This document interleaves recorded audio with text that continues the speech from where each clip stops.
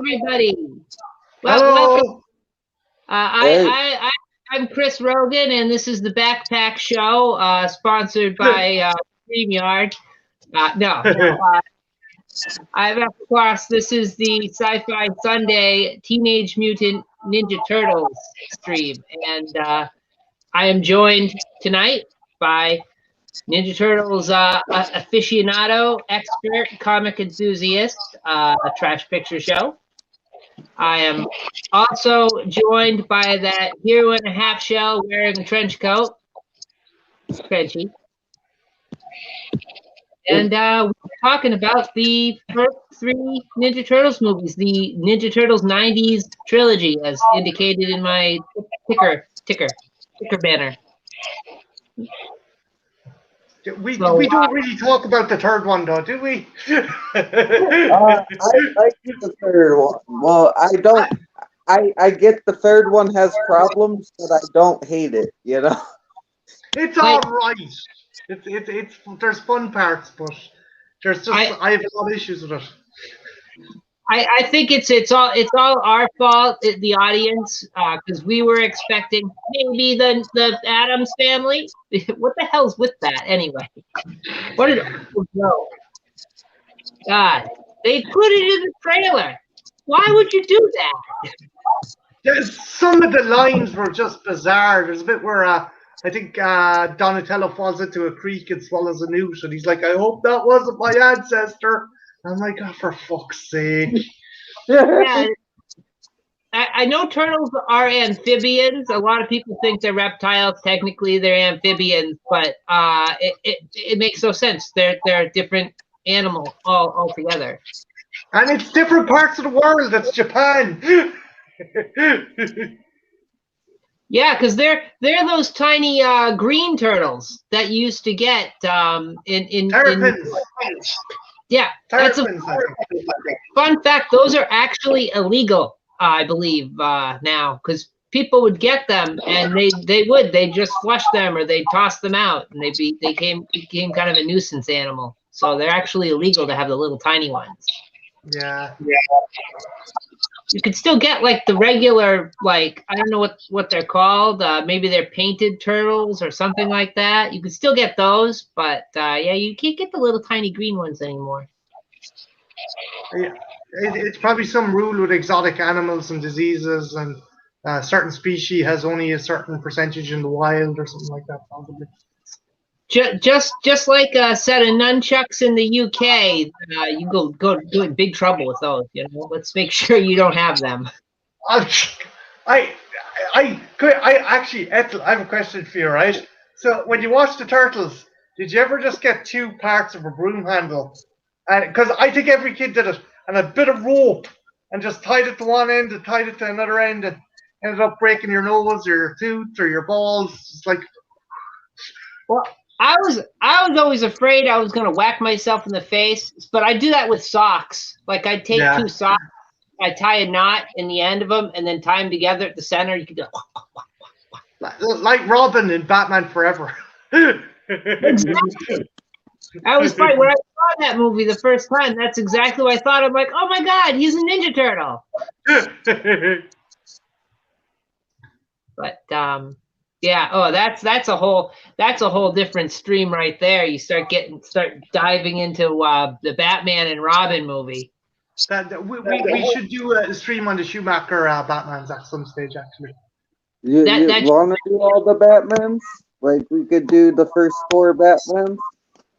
At some stage, dude. Here, we're derailing poor Ethel. She wants to get into the meat and bones of the situation. Into the it's how classic. Like I know we were just dumping on the third one, but how classic is this series, and how well done are these Ninja Turtle costumes? It's a credit to Jim Henson Creature Workshop. I mean, like, that guy's work was second to none, and it showed in this. I mean, Splinter in the first one, I think he was at his best. The latter movies, the second one was okay, and Jesus, don't get me started on the third, but I think he was at his best. The amount of emotion that puppet, that animatronic emoted. Like, you felt so sorry for him. Yeah, they got a lot out of him, and the cool thing is Jim Henson actually credited that as his most elaborate I think that's what he says, elaborate or most involved puppetry / animatronic thing he'd done up until that point.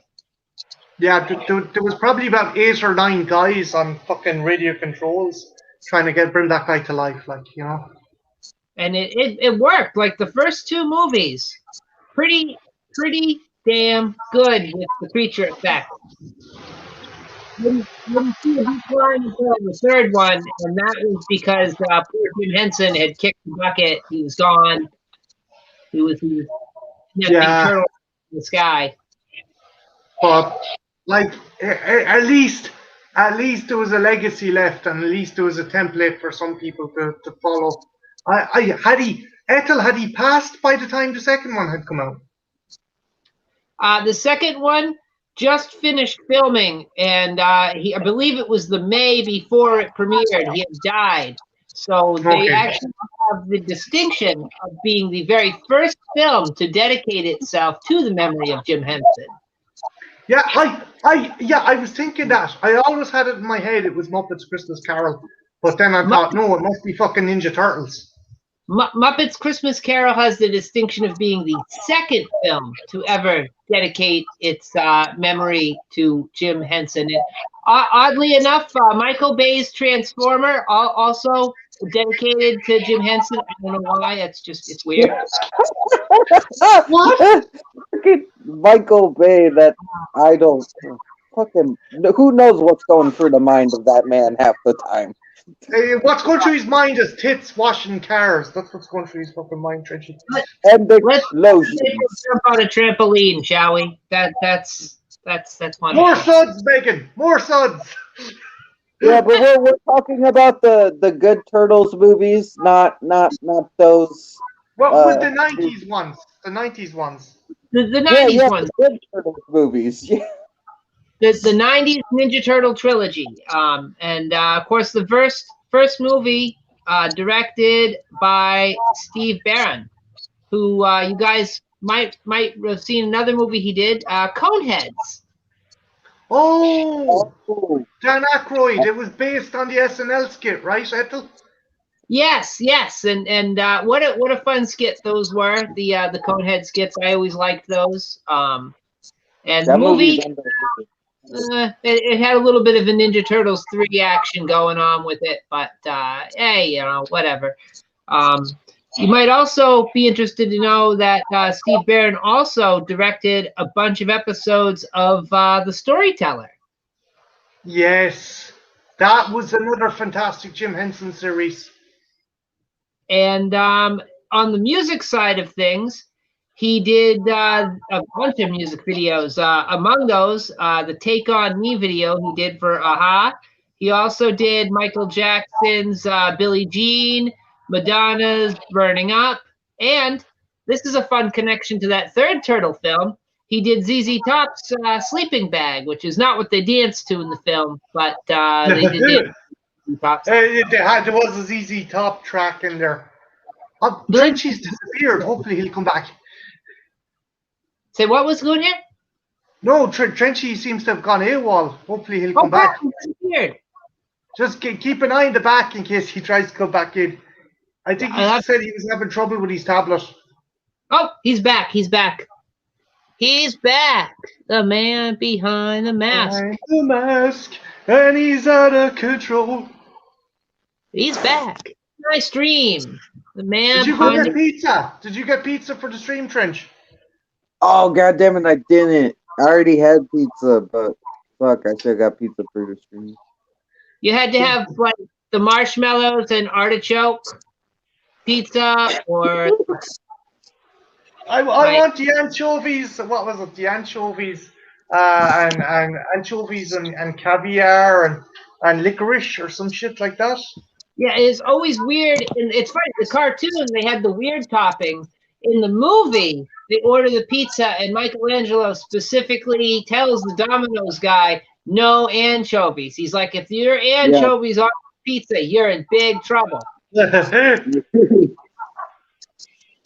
Which that was fun. I thought that was fun. Although they're turtles, honestly, they would like anchovies. I don't know why, but they should like it. That was one of the only things they carried over from the animated series. The other thing being, of course, the different colored headbands, which only makes sense. You want kids to tell the difference between the turtles. And, you know, they got. So yeah, there's that. I want to point out that let's see, I mentioned ZZ Top. Shredder was played by James Sato, who was also in Die Hard with a Vengeance, and he was in The Devil's Advocate, and he's in that action movie Home Alone 3. So. Oh, I love Home Alone. I missed Home Alone 3. I don't know how. Home Alone 3 is my second favorite Home Alone movie. I love Home Alone 3. I've never seen it. I've never ever seen it. I don't think you get into it, especially if you're a fan of the first one, but I grew up with it, so it's got a special unless place. Macaulay Culkin is causing serious fucking mental and physical anguish to Joe Pesci and Howard Stern.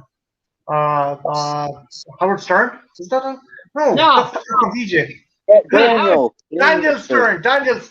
Howard Stern's the fucking shock jock. Sorry. Can you imagine if it had been Howard Stern instead of Daniel Stern? He'd be Get like, out here, you little bastard. we're wet bandits. We get lesbians in these houses. We make them wet. Tell the whole world about it. Wet bandits. That's if it's Howard Stern. Stammer and fuck. James Sato, in addition to doing those movies, he did a couple other ones, but nobody's heard of them. Oh, we got someone in the back. Let me just add them in here right quick. That's just not. Oh, we got Deacon. We get Deacon in here. Oh, yeah. Hello. How are people? Sorry, I'm late. I've been listening to the stream. Oh, I didn't know it. I didn't know it was Everyone's enlightened me. I didn't know it was the first movie dedicated to Jim Henson. There's the second one. Oh, what, Teenage Mutant Ninja Turtles? Teenage Mutant Ninja Turtles 2, Secret of the Ooze, was the one dedicated to Jim Henson's memory. Yeah. Oh, you enlightened me on that one. I didn't know that. Yeah, it's fun. It's the second one, of course, was Muppets Christmas Carol. To catch anybody up who wasn't listening a second ago. I was going to say, James Sato, in addition to doing those 3 movies, he had a lot of one-shot, I'm in this one episode of this show roles, but I have to mention some of them because among them was Star Trek Voyager, which, I got to Voyager. Huh? I didn't get it. I didn't get it down, unfortunately, but I just wanted to briefly mention he was also in an episode of MASH. He was in The Paper Chase. He was in The Incredible Hulk, Bosom Buddies, Greatest American Hero, T.J. Hooker, which William Shatner, so there's another Star Trek connection there. MacGyver, so there you've got your Stargate connection. Miami Vice, A-Team, Mr. T, come on, gotta love it.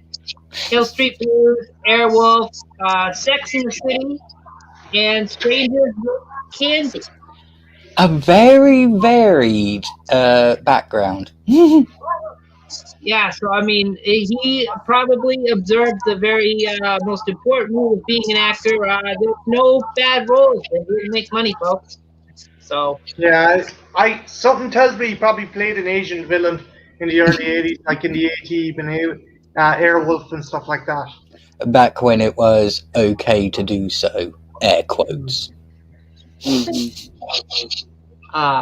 yeah, speaking of things that were okay to do back in the day, we mentioned the Menthol Kid. I think I mentioned that backstage. Me and Marty were talking. That was Sam Rockwell. A lot of you might know him from Galaxy Quest. Ooh. He was Guy. Really? Yeah. Yeah. Oh, cool. So that's fun. Also, not credited in this film, you've got Skeet Ulrich and Scott Wolf, who are just thugs, Foot Clan members. Yeah, It's kinda Christian Slater as well is in the first one. Is he? Yeah, Yeah, they he's were looking. uncredited. He's the guy at the back of, I think, if I remember correctly, he's in the back of the van and he's handing stuff to people, like at the clan members. Yeah, they needed kind of like athletic people that looked like they could actually be ninjas. So they mainly got martial artists to fill in the gaps. There's a few more Star Trek connections. I'll sort of go through them as we go, but I want to mention another one since we're talking about actors who weren't credited. I'll talk about voice actors next. The Leonardo's voice actor, Bryan Cucci. You guys might have seen him in Star Trek, the original series, when he was a little kid, because he was in And the Children Shall Lead. And he also had one-shot roles in Star Trek: The Next Generation, which makes him one of few actors in Hollywood to actually be both on the original Star Trek and on Next Generation. So that's always fun. Yeah, because that's usually reserved for the original cast, isn't it? Yeah. Not for the actual actors in each episode. And he was also in Police Academy 3 and 4, and they had him in the Revenge of the Nerds movies. He was Toshiro Takashi in those movies. I can't remember if he's the Asian nerd or if he's armpit burger guy. Yeah, when you have to sit there and say there's only two characters you can think of, the Asian one or the one who puts burgers underneath his armpits. Yeah, if you want to stick on the voice acting side of things. Oh, hold on, we got Honky Digital.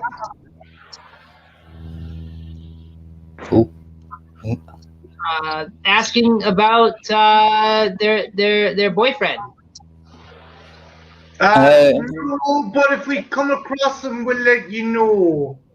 It depends on who your boyfriend is, and are they likely to be found in a realm of monsters, in the land of the Irish giants, in the land of the ghosty trench coats, or in the land of the wonderful Ethel?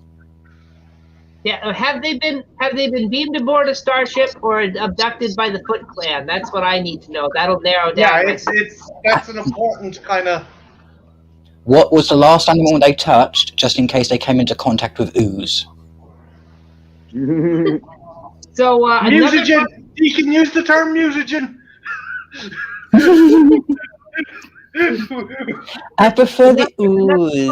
It sounds better. Secret of But His name is John Steele. Oh, hey!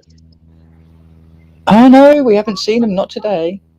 Oh, we have not seen John. I was hoping he'd stop by. Sorry, Trench. What? I think I know this guy. Like, I've seen his account before. Unless if it's like another account of him, I think I know who this guy is. Is he friend? Friend or foe? Friend or foe? He may be friend. If it's really him, he's probably a friend. Okay. In that case, we'll treat everything that you say with a dash of sugar instead of salt. Mm-hmm. Oh, damn! I think he's gone because we lost one. But that's okay. Oh, the most. I will say though, in addition to Brian's acting resume, we also have his voice acting resume, which you guys might be familiar with some of this stuff. He did pretty much every episode of Bionic 6. He was in Challenge of the GoBots, Scooby-Doo and Scrappy-Doo, and he was also in What Scooby-Doo, and he was also voicing in the Real Adventures of Johnny Quest. And finally, he did Liu Kang in Mortal Kombat Defenders of the Realm, recurring roles in Batman Beyond, Kim Possible, Static Shock Trenchy, Johnny What did he play in Static Shock? That I don't know. I don't know because I didn't dig that. He might have done multiple. He might have done multiple voices. True. Of, Voice actors are very good at changing their voices. Yeah, they can sort of switch him out, have him do different things in the same episode. You wouldn't know. He also did some voices in Family Guy to bring things up to more of a current time period. Oh, dope. The only thing I like from Family Guy is Stewie. He's my champion. It's one of those things where the longer the show went on, it became a law of diminishing returns, dude. Oh yeah, I stopped watching after season 3. Yeah. And of course, we all know we had Corey Feldman as the voice of Donatello. Mm-hmm. Not sad about that matter. Of course, he did not make it into the second movie. He did get replaced for Teenage Mutant Ninja Turtles 2. Oh, shit. Budgetary reasons, or... We're asking Ethel as if she's kind of like the Wikipedia, but... No, go ahead. What was the question? Oh, the question was he removed from movie 2 because of costing or due to contractual differences? Neither. Actually, he was in rehab. So. Oh, that's a noble endeavor. That's a noble endeavor. So I say good on him. They swapped him out for Adam Carl for Donatello in the second movie. So that's why he's not there. But they did bring him back for the third movie. So he does come back to his role as Donatello. And the reason they brought him back was they felt really bad for not including him in the second movie. So they brought Corey back. And Corey's like, oh, gee, thanks, guys. Since you feel so bad, how about you give me some more money? Like, because you're just paying me what you paid me the last movie. I want to make some more money. And they said, let me see, I have it, and I quote, yeah, you were in rehab. Yeah, it's kind of like you didn't take the year off because you asked us to. You didn't take the year off because we paid you to. You took the year off to go to rehab. That means you took a break between movies, so you get paid base rate. Yeah, you weren't available, dude. You were sorting out your life, which you got to do if you're off the wagon, on the wagon, the wagon's running you over, wherever it is, take you to the poorhouse. You gotta fix that wagon, get your life in order. So I mean, hey, that's what it is. Yeah, I'm glad he went to rehab. Sorry, Crunchy, after you. I was just saying, that's on you, motherfucker. You're the one that had all the issues. It's basically what I was saying. Trenchy's usually the nicest person on the street, and he's like, nah, cold-blooded, that's on you, motherfucker.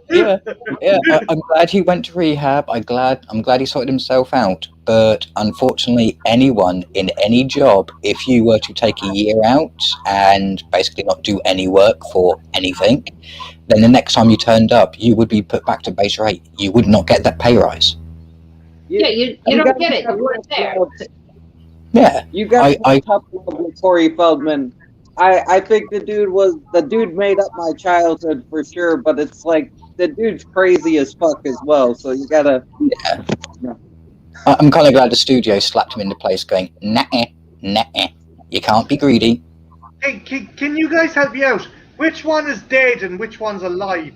Is Feldman the one who has his own cult called Corey's Angels and is still alive, or is Corey Haim the one who died of OD'd? Marty Haim's dead, Feldman's alive and being a psychopath.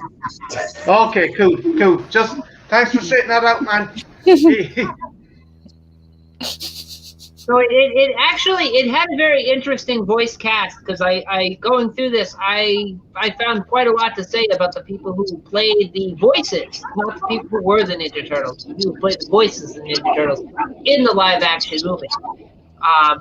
Josh Payas voiced Raphael, and you might recognize his voice if you watched a lot of Deep Space Nine because he was Cousin Gala. What? Really? See, I've usually got a good ear for voices, and I never knew that. You wouldn't. I'm the same, Deacon. I was like, he doesn't sound a fucking bit like him. Ethel's dropping a lot of facts tonight, and I'm enjoying it. I'm eating them all up. In addition to that, he was also in Scream 3. He played Wallace. Really? Oh, yep. See, this just goes to show I don't pay enough attention to human faces, but that is such a good resume. And you want another Batman connection, and I'll give you and as a bonus, I'll give you another connection from a voice actor to Revenge of the Nerds. The fella who played Michelangelo's voice in this movie, he was Cousin Oliver in the Brady Bunch, and he also was in the TV show version. They made a pilot for Revenge of the Nerds. He was going to play Booger, and he also, in addition to that, if you've seen, I know you've all seen it, Batman the Animated Series, that episode called Baby Doll. Oh yeah. Remember how in the fictional sitcom that Baby Doll was on, they ended up upstaging her by bringing in her cousin Spanky? Yeah. Yeah, that was Robbie Wrist. Oh, so Spunky's the one that drove her insane. Yeah, and the whole cousin Spunky was actually a reference to his playing Cousin Oliver on the Brady Bunch. So it's kind of fun. I like that.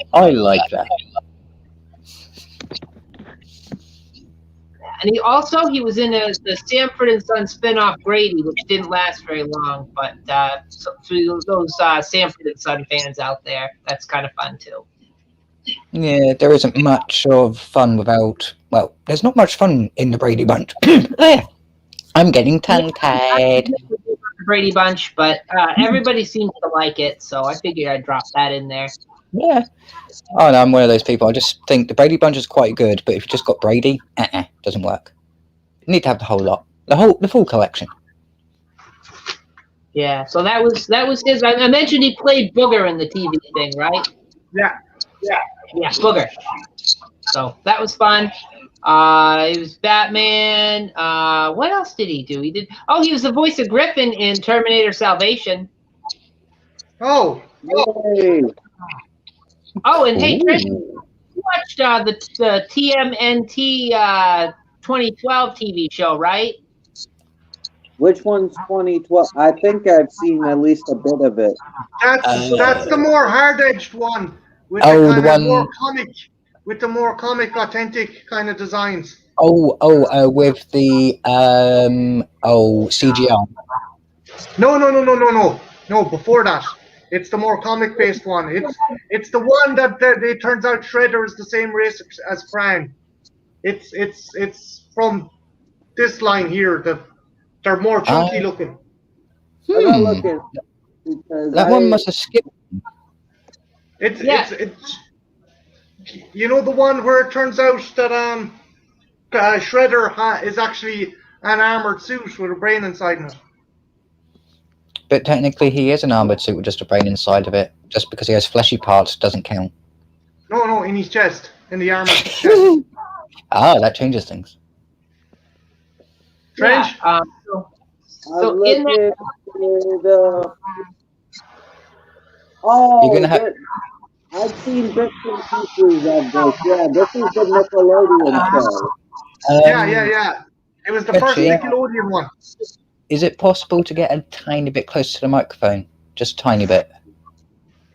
Oh, my bad. Yeah. There we go. Because me and Ethel were both leaning in going, can we hear you? Yeah. Oh, sorry. Yeah, this isn't the one I grew up with, but I've seen bits and pieces of this for sure. It had a good video game. What one did you grow up with, Trench?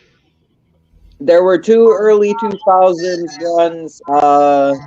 There was I forgot what it's called, but I think it's TMNT from 2003, and then TMNT Back to the Future or something, or Future Flash or something, Flash Forward. Flash forward. So he didn't play Michelangelo in that one, though. I do gotta say he was Mondo Gecko. So you see the episode with Mondo Gecko? That fucking gecko. That skateboarding bastard. Sorry. I don't like that gecko. That was Cousin Oliver. Oh my God, they ate him. Yeah, and you guys, you probably already knew this, but we're still talking voice actors. The voice actor who played, before I even go on, he also was in the Godzilla animated TV series, too. He also did voice work in that. He was Kevin. Kevin. Yeah. I think it's like 3 episodes. Yeah, the Hunty one, right? The one who's after Godzilla, but is only in about 3 episodes because it's kind of like, I get foiled every time. Rocket blast off again. But I would be remiss in my duties if I did not mention Godzilla the animated series, and I had an opportunity to do so. It is a good. If you wanted to watch the 2000 Godzilla movie, don't watch the animated series. It's a follow-on, and it does it so much better. Yeah, definitely. Well, the 98 Godzilla movie, the 2000 Godzilla movie was the one Toho made as a direct response to. Yes, sorry. So the 98 version, skip. Watch the animated series. Trust me, you'll save yourself a lifetime of pain. It was the animation team behind Men in Black. It was the same animation team behind Men in Black and Extreme Ghostbusters and the Jumanji. It's the Jumanji animated series as well. Yeah, that one was quite cool. It was a nice follow-on from that series as well. It's just a shame that they dropped some of the plot points from the movie. Yeah, they actually inserted bits from the book. It was Jumanji's based on a children's book, and they went on using bits from the book to fill it out. But I digress. Sorry, we're getting off track. Enlightenment. It's cool. Join us in a fortnight for the Jumanji stream. No. So getting it on with these voice actors. Getting it on, Jiggy. But the voice actor for Splinter was none other than Kevin Clash. Why does that name ring a bell? It does. Elmo and Baby Sinclair. Oh, okay. Not the mama. Not the mama. So that's fun connection right there. I was pretty sure everybody knew that, but I'm glad that not everybody knew that, because what makes it fun for me. Oh, trust me, tonight you've got me beat, because I only have ever watched the animated series and the movies. I've never done a deep dive on the Turtles, so you're going to be whipping my ass tonight with facts. I had to deep dive into these Ninja Turtles. Like when Marty came up and he said, "Hey, are you gonna? Can you do Sci-Fi Sundays again? Because I need a little break." I said, "Hey, sure." And I'm thinking, I don't know what I could do. And I'm looking around and I'm like, I had this and this staring me right in the face on the shelf. And I'm thinking, you know what? Maybe I should just talk about the 90s Ninja Turtles movies.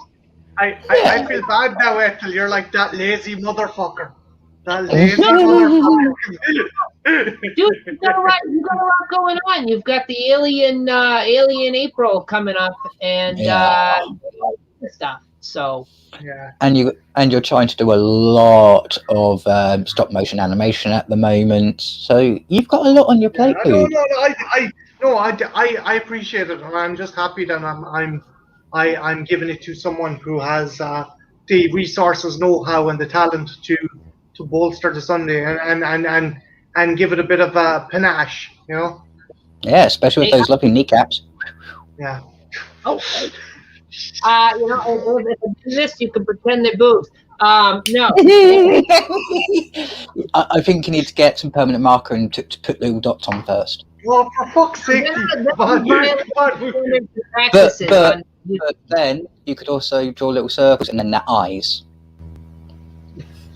Moving on. Briskly moving on. You mentioned, we had Elmo, wise ninja master of the Ninja Turtles in this movie. We had Michael McConaughey was the voice of Tatsu, and I have to mention him because in Saban's adaptation of Kamen Rider, Masked Rider, he was the voice of Gork. Really? So yeah, and you anime fans, he was the voice of Vampire Hunter D in the Vampire Hunter D movie. So the character of Tatsu, that's the big bald henchman of Shredder, right? They had to dub him. Yeah, I never knew they had to dub him. I thought that was his actual voice. Yeah, dubbed the whole time. What was it, that he didn't know a lick of English, or they didn't like his accent, or did they give a reason? I think it had more to do with looping and actor availability than anything. Because if I'm not mistaken, he does speak English, and he doesn't have the thick accent. Probably not a big problem because Michael McConaughey, he did sort of an accent. Yeah, and it would have worked for the character, I think. It's a shame that they had to dub him. But I mean, I guess if you got to loop and dub all this dialogue for the Ninja Turtles and Splinter and Shredder, then I mean, I guess why not dub other people too? Yeah, and Ben Grimm's gone, not the Splinter! yes, they dubbed the Splinter, so it's no longer Splinter, it's Splinter. Hey, David Tully, how you doing? Hello. Give him some screen time, David. Hello there. I'm peeking over the banner at you. But it looks like you're bobbing for apples. So yeah, that's kind of the fun stuff about the voice actors. I mean, I could probably go on and on, but then I'm just going to sound like MIB? No, friggin' Internet Movie Database, IMDb. IMBD. But IMBD no, woman. I don't want to sound too much like them. Oh, got Fun Sponge popping in here. Ooh, hello. How are you? Hey, Spongy. Love the support, dude. Always cool to, even if you're just popping in the chat, always good to see you around, man. Which, if you guys, people watching who aren't familiar with Fun Sponge, him and our other friend, Wabanashi, they do lots of Twitch streaming, and they're a lot of fun. They play games, they does a lot of music and stuff. Check them out. Quick little plug for those guys. Yeah, if you don't mind an extra plug, on Mondays, Spongy does a tailored wrestling stream on his Twitch channel where he does the announcements.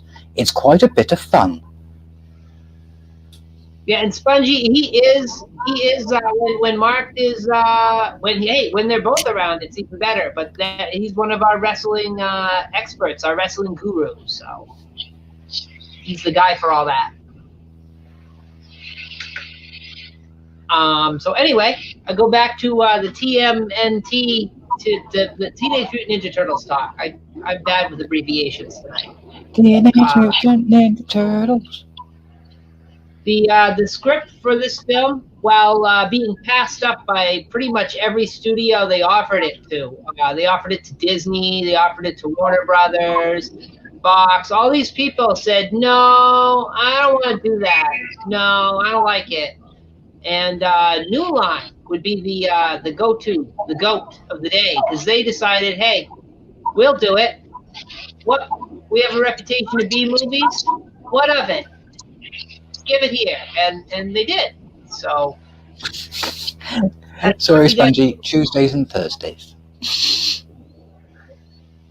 Yes. Oh, we gotta pop that plug right in there. Yes, he does wrestling. He does games. So join him, especially when he does his fun announcements, because he gets really into it. This is my new show, guys. Just like the president, we're full of plugs.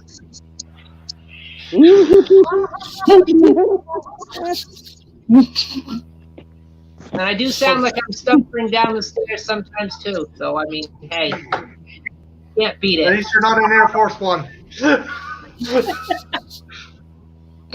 So anyway, oh, you are. Well, you are in a White House. So. It's awfully white in here. New Line had a B-movie reputation until they got this film. Then they picked this. This was, of course, a huge success. Made a lot of money, and everybody else was kicking themselves for not picking this up. And the gritty tone of this first movie, it owes a lot to the comic books, and in fact, they based a lot of the scenes in this movie on the comic books. Like the attack on the rooftop with Raphael, the fight scene in April's apartment, the recouping, as Mr. T would say, the recouping in the farmhouse. That's all from the comic books. Yeah. They don't cut Shredder in half, though. So hey, No, I did think that they were disposing of the villain at the end. They obviously couldn't cut him in half, but I did think they meant to kill him off at the end, and then they realized, oh fuck, this is some hot stuff. We just crushed our main bad guy, one of the best elements in the movie, in the garbage. What do we do? He's grand. Yeah. He's fine. Yeah, he's only got a few extra scars. Spoilers for anyone who hadn't seen the film. The first one. Gregor does, plug your ears. Do your best Lambcomb impression. La la la la la. He's been crushed in a garbage truck by Casey Jones ever so nonchalantly, and how fun is that? Like, you'd never get that in a kids movie nowadays. I love Elias Coates delivers the line. He's just like, oops, and just fucking presses so deliberately presses the switch on the thing. Oops. It's like he's on a pantomime or something. He has to do it overly dramatic. Oops. Honestly, that is probably the most sensible thing in a superhero movie when you've got the bad guy beaten, really, because, I mean, they always come back. They always just crush that bastard. You gotta crush him. This had a $13 million budget, and it was very successful. Did $200 million worldwide, which is why we got it. So it just about made its money back, Ethel. It just about scraped even. Yeah, and if you take in for inflation, that's about 400 million. Fun association. While it already was a very popular staple in America, pizza in popularity, especially among younger kids, skyrocketed. Like you wouldn't believe. I mean, when you got a bunch of ninja, you got a bunch of turtles fighting crime in a sewer telling you that pizza is the shit, you believe it, man. That's a very trustworthy source. Oh, see, it just makes me think that there's now a whole bunch of pizza places in New York that owe their business to Teenage Mutant Ninja Turtles. Like, pizza places in New York, like, they were already, they were everywhere. They're like a Starbucks back in the day, you know? They're just every street corner is like 2 or 3 pizza places. But, like, after this movie, those same 2 or 3 pizza places, they were expanding their business because everybody wanted pizza. It was, like, the most popular thing to eat in America at the time. Thanks to movies.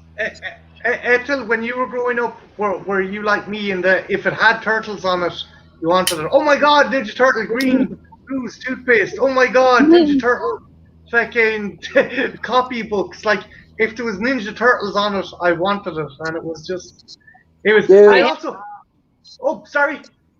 I was No, just I gonna say, did- yeah, I don't know like that. I had many a lecture of it's just the same thing. Just because they put a turtle on the thing doesn't make it. It's not. You don't need that. You have that at Yeah. I home. got a Ninja Turtle skateboard, and I didn't even skateboard. I just kind of looked at it, but Yeah, I have to admit, the only toy that I really remember that was just had turtles slapped on it was one of those slime fart toys, the ones where it's in a jug and you have to put your fingers in to make it fart, but it was labelled Turtle Ooze. Yeah. Yeah. That's what you're thinking. I don't know if you ever come across this, Ethel, but it wasn't like a video game. It was like a little mechanical thing. It was a picture of a sewer, and there was two open manhole lids, and when you turned it on, Rocksteady and Bebop would slam down, and one side was Michelangelo, and at the other side was a pizza, and you had to guide Michelangelo across the sewer pipe without getting stomped by I don't know if anyone else had one of them, but I remember playing it and loved it. I didn't have one of those, but like, fun story. I actually may even have this. I wish, like, if I was at an apartment right now and all my stuff was set up, I would know for sure if I had this or not, and I would have brought it on here for this. But I actually have the little Scholastic movie book that you could. I don't know if you guys had this in the UK, but every year around the beginning of school time, like early spring, not early spring. Book fair. Book fair. We'd have book fair. Yeah. And what it was this company called Scholastic. They would come in after hours during school and they'd set up. And it usually coincided with parent-teacher conferences or open houses. And you'd go to school with your folks and they'd meet your teachers and stuff. And they'd sell all this stuff. They'd sell books and bookmarks and all sorts of small little tchotchkes like that had to do with education and reading. And they'd leave that open for a week. So in between classes, you could go to these things. You could purchase these stuff. And they'd have movie books amongst all the boring school crap. So, like... I got the Jurassic Park one. I hounded my mom. And I had to... My mom I never studied for a spelling test. My mom was like, if you can get 8 out of 8, you get the book. I swear to God, I was like, and I got 7 out of 8, and she's like, fine, you can get it. Yeah, it's where I bought my first weird book, which was the Mr. Bean Diary. Oh, okay. oh, nice. Yeah, that was... Yeah, because Mr. Bean's popularity didn't happen here until the 90s. Late 90s, I should say. Very late 90s. Yeah, about the same over here, really. He was popular, but it was popular for a long time. I think it was the movie that really kind of pushed him in the States. Yeah. Whereas the only thing that I found absolutely bizarre about his diary, just a little bit off subject, is in the bottom right-hand corner, there was a drawn picture, so you had a flip book. If you flipped it one way, you had a car driving up to a stop sign in trash, running into it, and then speeding off. And then if you turned the book over and then flipped it the other way, it came back flying around the corner with a police car chasing it. Yeah, on that note, Ben, shortly after the second movie, they came out with the movie toys, which was a line of Ninja Turtles toys that were based off of this first and second movie. And man, those were the cat's ass. Those were great. Well sculpted, well proportioned. Yeah. And this was well before NECA. These were like fucking they were the same kind of Playmates line. They were the same from this kind of line, but they were movie accurate, and the eyes were well painted, and the accessories were movie authentic and stuff like that. Yeah, it's as if they just. Oh, sorry, after you. No, go ahead. I know. All I was going to say was it did look like they took replicas of all of the costumes and just shrunk them down. Yeah. It's nice. They were thing. It sucked because I ended up getting a couple of them, which was cool. But then you'd go to play with the Ninja Turtles, and you'd have like your regular Ninja Turtles figures, and then you'd put those next to them, and it's like, oh, it just looks like a pile of dog shit now. It's technically true. It's like being given it's like having a almost accurate teddy bear that is an exact replica of a panda or something. You lose it, and then someone gives you a cheap plushie. It's like, no, this does not work. It's not the same thing. For all these modern people with their memes, just take that meme where the guy is like checking out the girl, and you put like his girlfriend's on one side. He's like, you just put the his girlfriend is the play. His girlfriend is the OG Playmates Ninja Turtle, and the movie accurate one is walking by, and he's looking at the movie accurate one's ass. Yeah, and it's kind of like, I'd like to polish that shell. Come over here. I want to play with your nunchucks. Get your turtle wax out for that one. You gotta wax it on, I gotta wax it off. You gotta give it a polish, and then you gotta walk it out. But another fun thing about this movie, while it takes place in New York, and every ounce of this movie is in New York, except for the farmhouse stuff, it's filmed in North Carolina. Really? It was mostly filmed in North Carolina? Yep, pretty much That explains the farm set. Yeah, but it also explains, well, it doesn't explain much, but it does show that they did a lot of detail when it came to filming there, because they made it look and feel like New York. There were only a few scenes filmed in New York, Times Square and stuff like that, and it was filmed a whole year and a half before they started actually filming the stuff with the turtles. And it's just establishing shots, location gets. And the only other stuff that wasn't filmed in North Carolina besides that were the things in the sewer with the turtle lair. That actually happened on a soundstage. And what they did was they dug down into the ground and made like fake manholes. But they ran into a problem. They got about 5 feet down and hit water. So they had to pour concrete and big giant and then set them up. You might want to wait, Ethel, because we couldn't hear you over the bangy bangy. Oh, sorry. Didn't realize people were banging. Yeah. Oh no, it's oh, there we go. Would you repeat that? It's where Trench was doing something, so we couldn't hear you. Sorry. All right, let me just highlight Sponge right there for a second, but if not. Technical difficulty. There it goes. What I was saying was they went to dig these manhole things so they could film the turtles going down the manholes, and then you'd have them underground and film them in the sewer set, and all this stuff in the lair.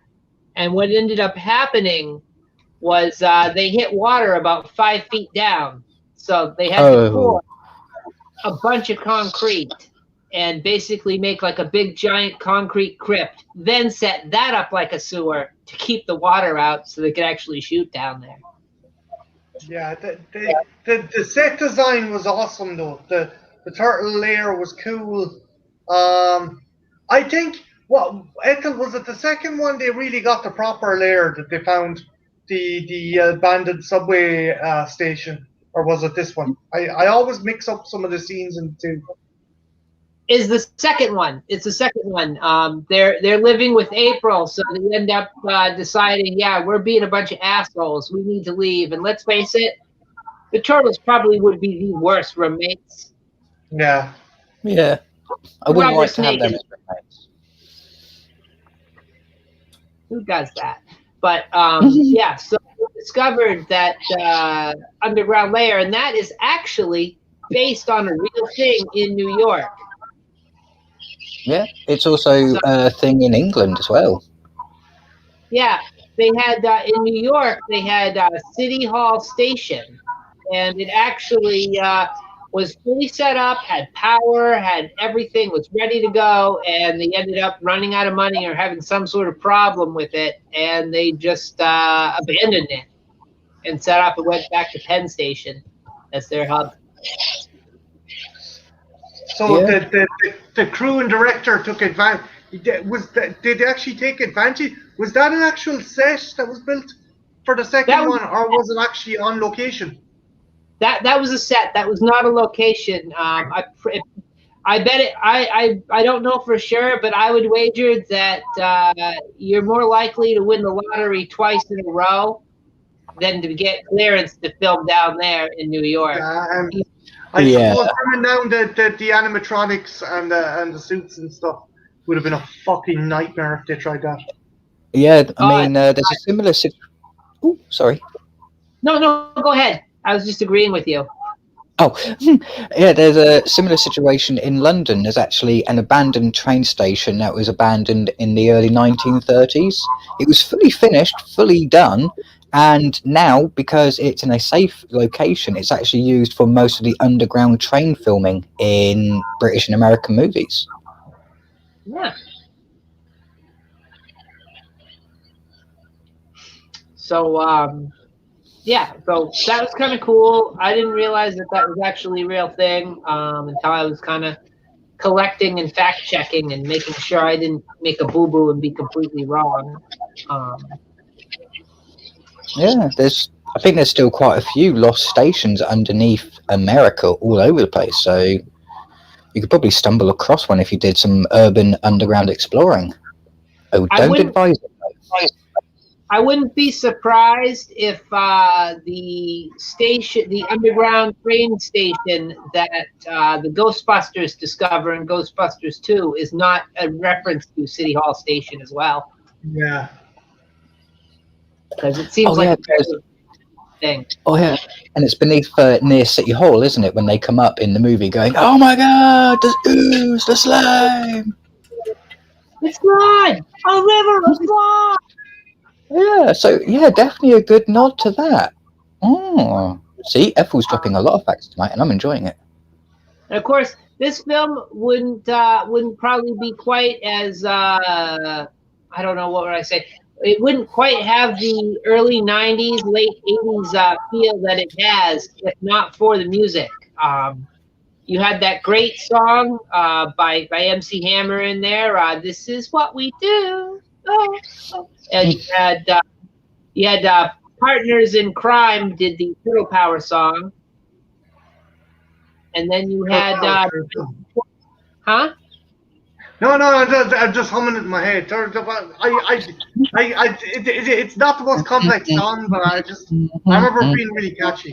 And then at the very end of the film, you got 9.95 by Spunkadelic, which ends up playing at the credit.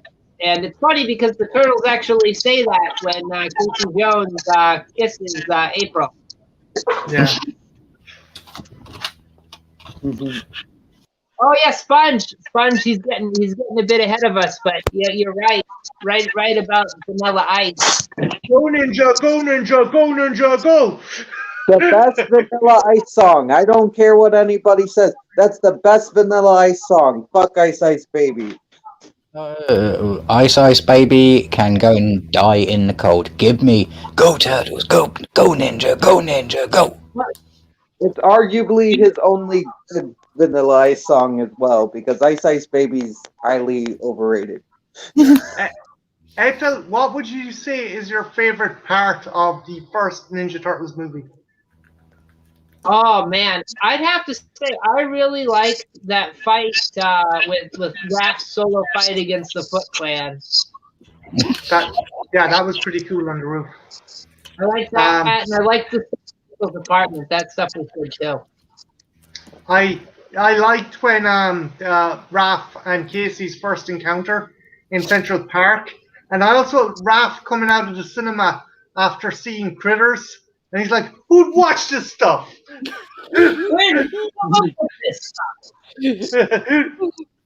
that stuff with Casey Jones is great. I like it when he after the baseball bats, he's like, "All right, well, here's another sport, cricket."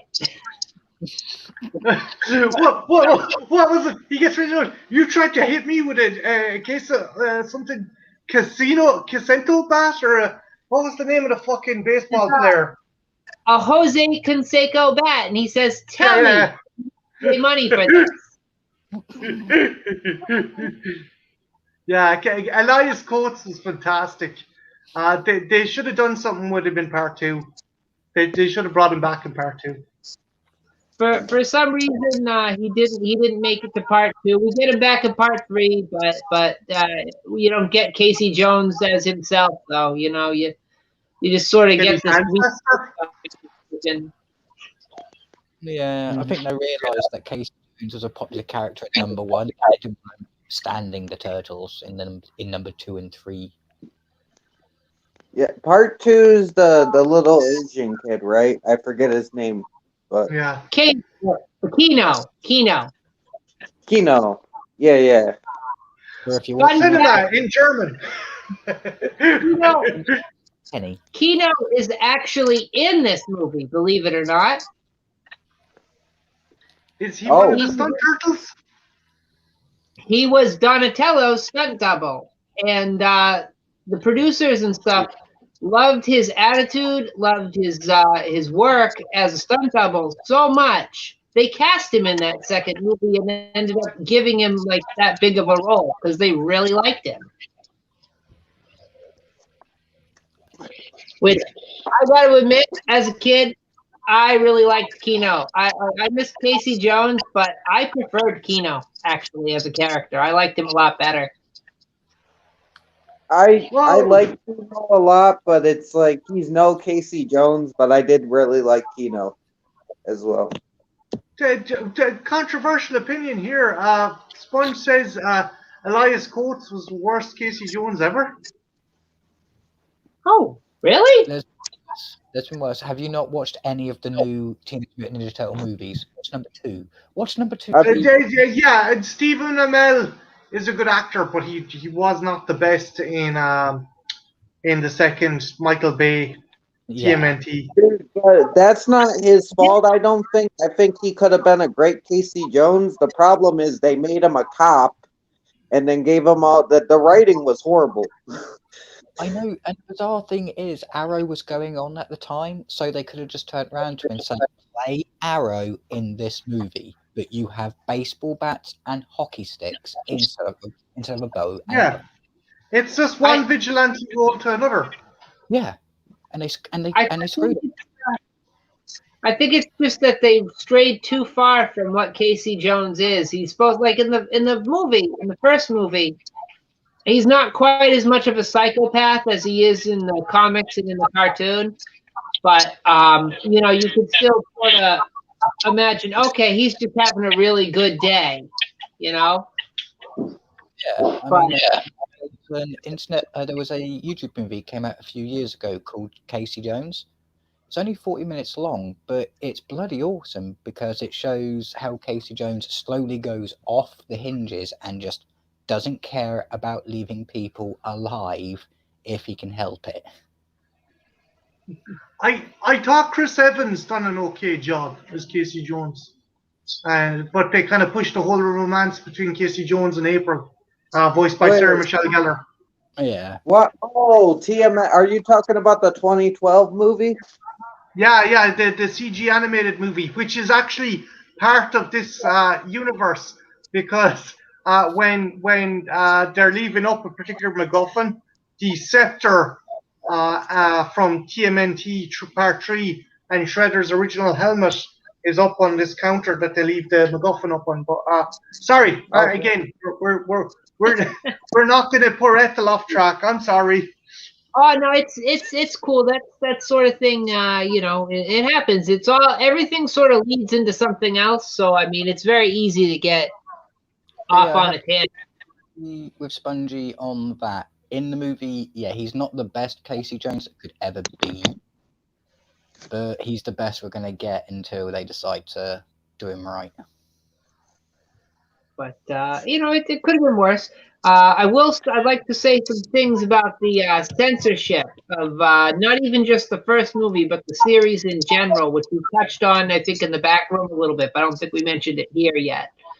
In all the releases, in the release for the first one in the UK, they used alternate shots for Michelangelo with the nunchucks, and they actually edited out that duel he has with the Foot Clan member who also has the nunchucks. He's like, "Oh, fellow chucker, eh?" And that's because it's a banned weapon. Yeah, that perplexes me because that happened in the cartoon as well. After the first series, he stopped using these nunchucks. He started using the grappling hook that all the fucking turtles had. Yet you had one bastard with fucking katanas, and you had another fucker with sais, and they're like, and you're worried about nunchucks? I don't get where they're coming from either. I didn't get where they're coming from when it came out. Maybe because what I was saying, Ethel, maybe they were worried some kid would get like two sticks and tie them together, or get a skipping rope and tie the handles closer together and make their own nunchucks and like lose an eye or fucking kill their little sister or something like that. Yeah, I think that was the thing because it's harder to come upon like swords and shit, and I think kids know better than to play with sharp objects usually. But not like stuff like that is easily makeable, and it doesn't seem as dangerous, Well, it's the Mary Whitehouse syndrome, It's the nannyism of the someone take the children. Mrs. Lovejoy, Mrs. Reverend Lovejoy's wife. Because totally Lovejoy about it. The only thing I can think of, the only logical reasoning behind it would be every other weapon is lethal to the person on the ground. Nunchucks, if used incorrectly, are lethal to both people, the wielder and the target. They also changed the scene. They took the scene where Shredder gets crushed in that garbage truck in the theatrical version. Luckily, they let you have it on your DVD copies. So, thank you, UK. Yeah. Nice. Thanks for not censoring anymore. We don't like censors. They actually cut a lot of that out, so it wasn't as graphic. Well, I don't see how graphic it was. You saw his helmet get crushed, for crying out loud, not his head. But they also, in addition to doing that, they, like you were saying earlier, removed the word ninja, replaced it with hero, and in the song Turtle Power, they took out ninja and replaced it with hero, which. Partners in crime probably not very happy with that. Teenage Mutant Hero. Again, I think it's because the connotation of ninja is assassin or near the well hired killer kind of connotation, like Yeah, I can agree. I can kind of see that. Yeah, and it's just that's sort of the that's the trouble with censorship is. It's all on the shoulders of the person doing the censoring, and sometimes they don't have much sense. Oh, yeah. Some of them lack common sense. Da, da, da. But, so that was pretty much my spiel on the first Ninja Turtles movie, which was great. How do you guys rank that among the three?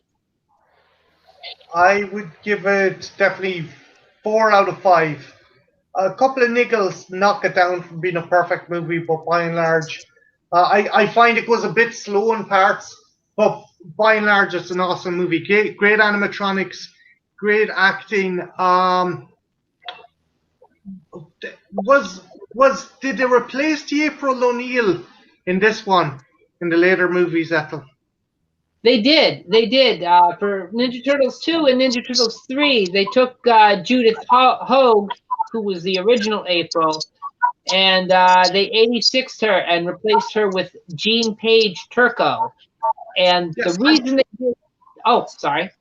No. I was just going to say, I just felt the April in this was a tad weak. But go on, you were saying why they replaced her. All right, well, you're not gonna believe this. They replaced her because she complained the whole time during filming and in interviews. She did not like the 6-day filming schedule. She didn't like the violence in the movie. She was very appalled at all the violence in the movie. Did you read The fucking ninjas fighting giant Didn't you do What the fuck? anything? A tiny bit of research, a tiny bit, would have solved all of her problems and turned her all down. Pick up the Well, mic and there, go on. there you go. That's why she was weak, because her heart wasn't in the movie. Her heart Okay, was that not in the explains Read it. your movie. contract, Yeah, because it will say it's- in your contract 6 days worth of filming. They will state it. Read it. Do you think she Know thought what it was you're a getting nature in for. documentary? I don't know what's going on. Like maybe she just read the stuff at the farmhouse and thought that was going to be the whole movie, and she's like, "Oh, it's a love story between me and Casey Jones." And, oh, the turtles, they're just trying to fix a truck and get better. And oh, struggling artist. No. I have a bizarre theory, but it's just too out there. It could not possibly be that. Yeah, she thought it was a love story, but it was a love story where she was turning a guy who was growing and training terrapins to be fighters in a ring for money. No, and there's no way. turned them into nice, innocent creatures in a natural habitat. Wait, what? I was gonna say. I believe that it was a documentary. She was like, "Mom, I'm going to Japan to film some turtles." Like that's Turtles fighting. I'm going to film turtles fighting. I'm going to announce it, and I'm going to let everybody know what I'm doing. She thought it was like a kid film, so maybe she thought it was like some ET type joint. Like maybe there won't be like that much violence, but ninjas in the name. So if I remember correctly, I nearly died. Kid nearly died. People with guns. It is rated PG, but it's not rated G. So I mean, fucking Indiana Jones, the first one was rated PG, so it's like you should know what PG means. Yeah. So the producers, they said, I don't want to deal with this woman, complaining about having to work 6 days a week, and I don't want to deal with her complaining that we're violent and it's too violent. So let's get Jean Page Turco in here. And you guys that probably aren't very familiar with her, she didn't do a whole lot of stuff. Well, actually, she did some stuff. She started out as a dancer. She was a solo dancer in ballet. And she ended up hurting her ankle, killed her career. She was going to go professional, but she messed up her ankle, which happens a lot in these movies, which I'll get to that later. Hurt her ankle, went into acting, was on a bunch of soap operas. She was on Guiding Light, All My Children, and Winnecta Road. I think one of those I can say right overhead. Later after that, she was in American Gothic. Oh. She was in The Agency, and she had a recurring role on the FX show Rescue Me, starring Dennis Leary. Yeah, the one about the fire department. Yeah, and she also was in Party of Five, the original Party of Five, and NYPD Blue. She had recurring roles on both shows. Okay. So at least she hasn't done a lot of movie roles, but at least she's kept herself busy over the years. Yeah, TV. Still doing stuff. And there was some more changes. April, what's her face? She wasn't the only one to get the axe. Josh Payne was replaced with Laurie Faso for the voice of Raphael. Not sure why they switched him out, but they did. He's best known. You guys might remember this if you watched Darkwing Duck as kids. Warden Watersworth. Ooh, Oh, nice. really? That's Yep. That's a blast from the That was past. Warden Watersworth. So we'll drink to that. And Corey Feldman, as I mentioned earlier, was replaced with Adam Carl, who was voiced Donatello in this. And he didn't really do anything much more interesting than that. Let's see. Tuca and Razor, you got Frank Welker. He was the voice for that. You guys might know him. He was in Scooby-Doo, the original Scooby-Doo in 1969. He was Fred Jones. And if I'm not mistaken, he was also the voice of Megatron, right? Yep, and he's also the voice of Garfield on the Garfield Show. And for those of you who are into more current stuff, he was the voice of Nibbler on Futurama. Ah. Oh, cool. Yeah, Welker's been doing voices for fucking years now. He's like up there with Peter Cullen and Tara Strong. Yeah. And did I mention that that Kino, the guy's name? I don't think I mentioned his name. His name was Ernie Reyes. Ernie Reyes. Ernie Reyes. Ernie Reyes Jr. Excuse me. It's the junior in there. Fools. So I don't know. He didn't go to camp. We know that much. He did not go to camp. He was not scared stupid, and he didn't go to jail either. Or read for that matter. Do you want to discuss the big giant snapping turtle and wolf in the room about how we got these two lads instead of Rocksteady and Bebop? Do you want to take it? I'll mention that. The creators of the comic book, Kevin Eastman and Peter Laird. I don't know. I'm not saying it. Laird? No, you got it. Laird? Okay. They basically said no. They did not want Rocksteady and Bebop in this for whatever reason. It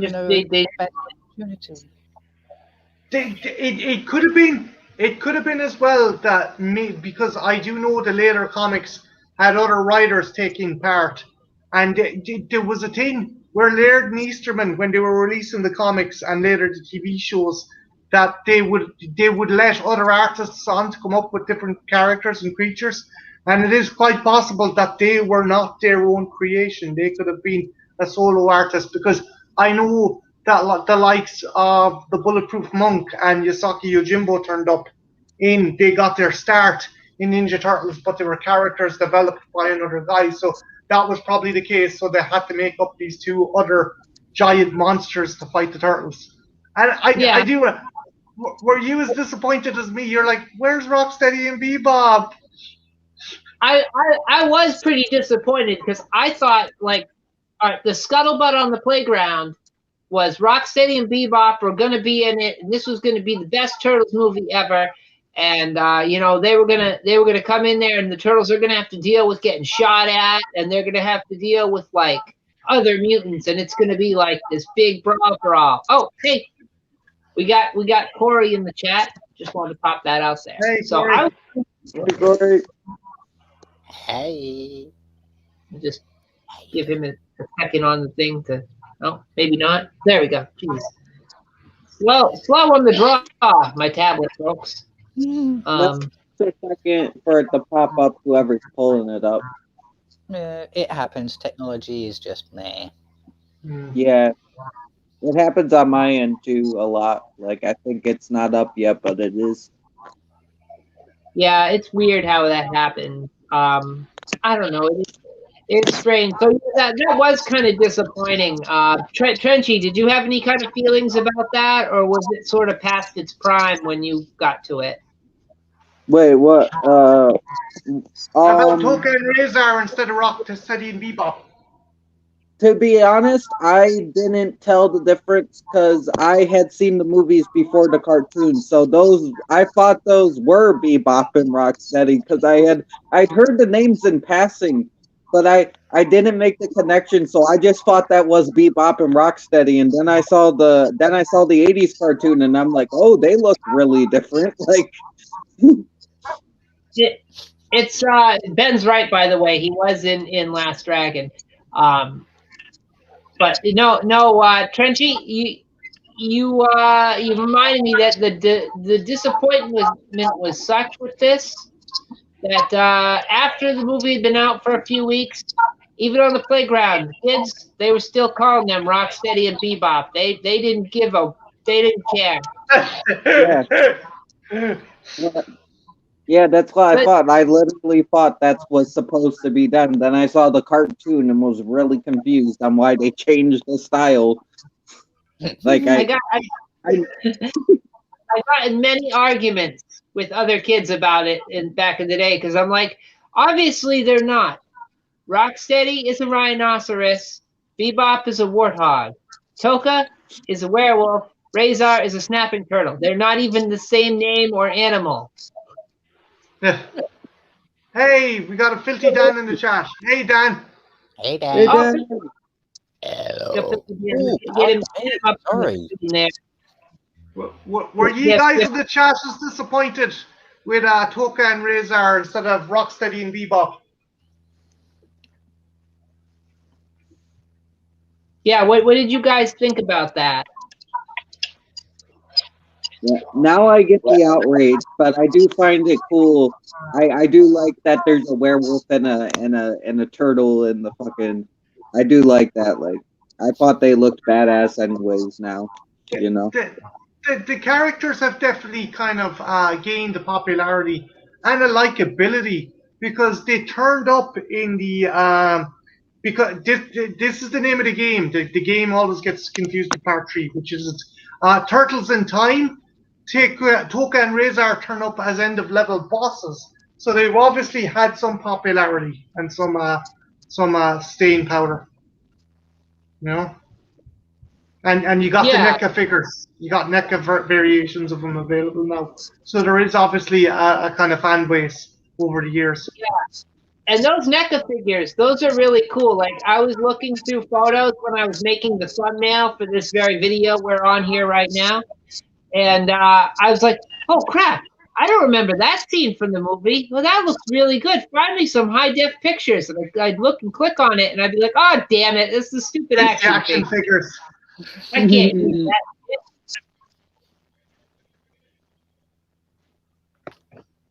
But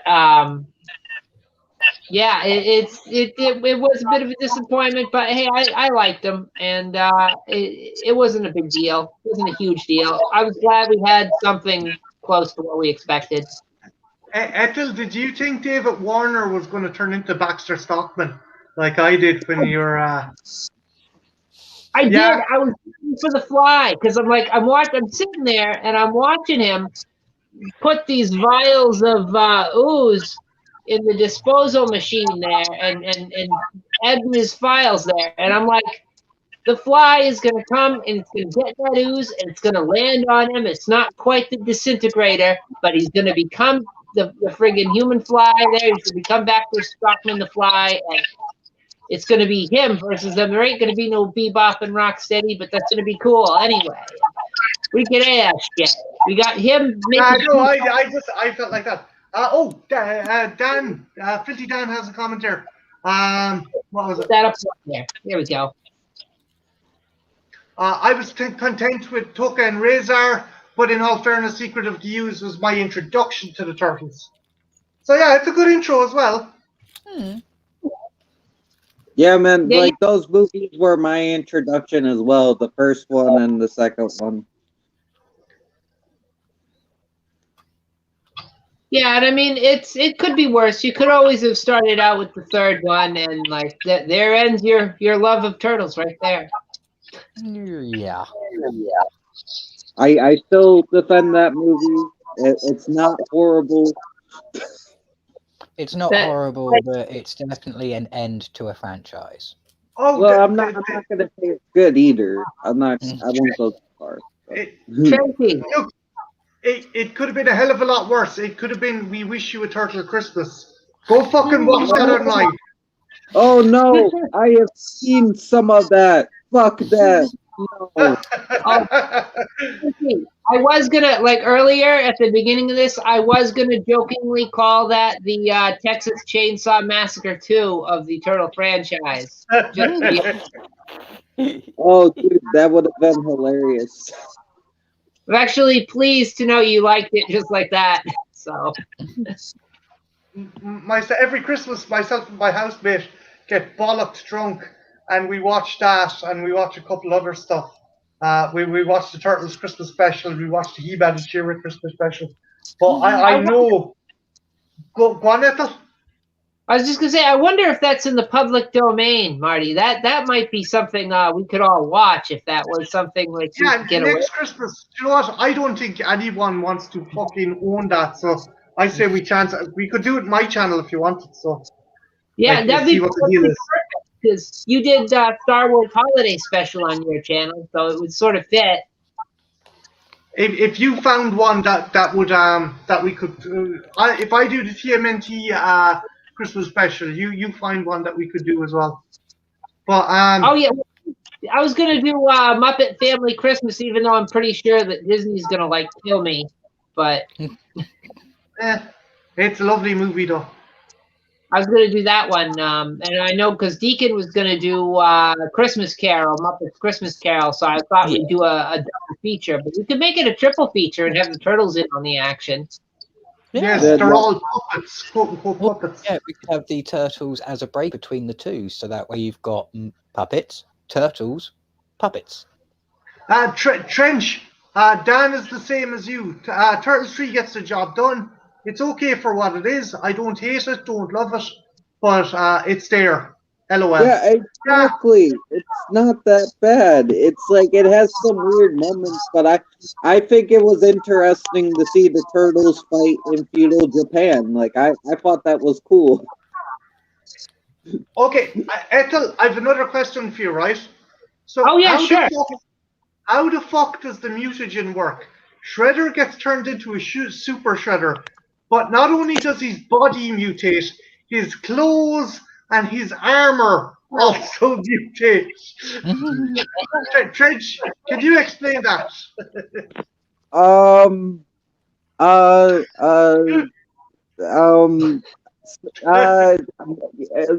It's magic.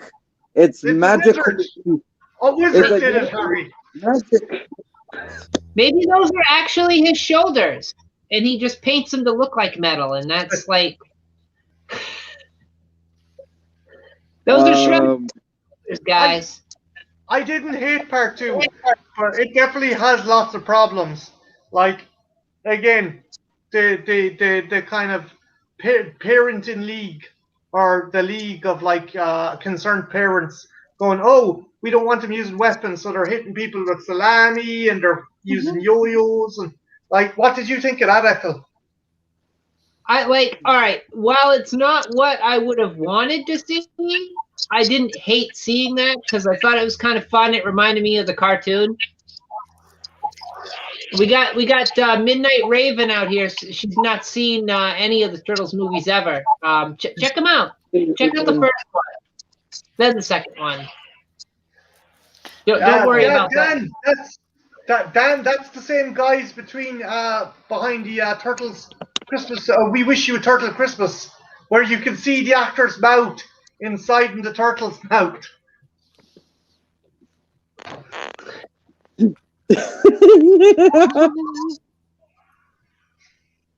I can see Kevin Nash starring in that movie for some reason. I could see Kevin Nash back in the 90s starring in that movie. Yeah, I was going to say that's Ben Grimm is right. That was Kevin Nash as Super Shredder. Oh, and I didn't even know he said that. Holy crap. Oh, no, that's a bad theory. That's a bad theory to use. I like, again, the mutagen, them not using weapons. The fact Shredder's defeated by a falling pier, Shredder essentially kills himself. All the turtles do is just go back into their shells and float and bob in the water, while Super Shredder just starts fucking, he absolutely decimates a pier and ends up fucking crushing and drowning himself. So Yeah, smart. So he was beaten by his peer. yeah, literally.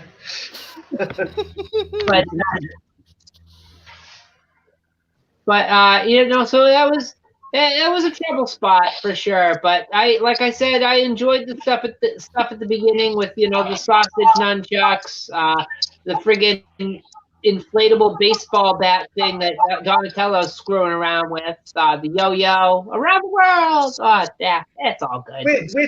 Which one of them pretends to be like a giant, kind of punching clown? One of them like stands perfectly still and does this, pretend that he's That like was one of those. Donatello or Yeah. Mikey? I think it was Leonardo that had the inflatable bat. Now that I think about it, but yeah, it was Donatello. Where he's just like pretend that he's a thing. The best element in this, I think, was Splinter just giving the origins to the turtles and telling them about the mutagen and stuff. I don't want to know what he was doing on that rooftop. I mean, I know he says it, but that's a little lewd for a kids movie, I think. I've come in. I came. What was it again? What did he say? Is that it? What?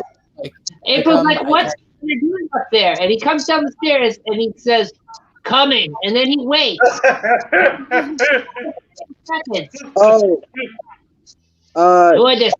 For anybody in the chat wanting to know where they can watch the TMNT movies, they are all on HBO Max. So if you have HBO Max, you can watch the first 3 Ninja Turtle movies if you do not own them. Yeah, it's we're not actively watching them right now. We're just sort of talking about them because I can't do it on here because copyright and Disney or whoever will get me, and I don't want them to get me. Yeah, and I don't want them to freeze my head to the wall. And we'll be looking at nearly 5 hours of streaming as well. Mm-hmm. And that's just. But yeah, there you go. HBO Max, guys. That's where you want to go if you have it. Max. Or HBO Max. So I guess it's not Disney. If it's HBO Max, then it's not Disney because it's New Line. I thought. See, I guess Warner Brothers owns New Line now. I don't know. It's hard to keep track. Yeah, sure. They took Ethel when the Hobbit movies came out. They were the ones who released them after the Lord of the Rings movies, which were by New Line. Yeah. So there you have it. More fun facts about this film before we start getting into the Ninja Turtles 3, because I feel like we're drifting that way naturally. And I don't want to stop that because you got to go with the flow, yo. That scene where the turtles get scooped up in the net and then Splinter releases them with the arrow. One of the stuntmen playing the Ninja Turtles who's in that net actually busts his ankle. Oh, fuck. I said earlier. So, yeah, so a lot of ankle troubles involved with these movies. They're first. People see turtles, ankle biters, a lot of ankle injuries. What do you expect? Murder of metatarsals on the fucking Ninja Turtles movies. And a fun Jim Henson a factoid about this. The entrance to April's apartment is actually the office of Jim Henson's creature shop. They used it as a double. Oh, cool. That's quite cool. Oh, yeah. People are going to be watching that going, can we now find out where his workshop is? No, they've moved since then. But it was pretty cool. Vanilla Ice did the big song from this movie, as we mentioned before. They asked him about it, and they said, "Hey, you need to make us this song." In interviews, when he talks about it, he said, "Hey, they just came up to me and they said, make it ice." So I came and I made it ice. You know, as he likes to say. So I guess he wasn't having a Roni on this one. But That was Vanilla nice. Ice. This movie made $78 million. So it didn't do quite as well as the last one, but hey, it's a sequel. What do you want? Filthy Dan's like, go ninja, go. I gotta put that. I know Sponge said it earlier, but I gotta put that up there. Gotta put it up there. They're gonna do it with the power of the Ninja Turtle face. Ninja power.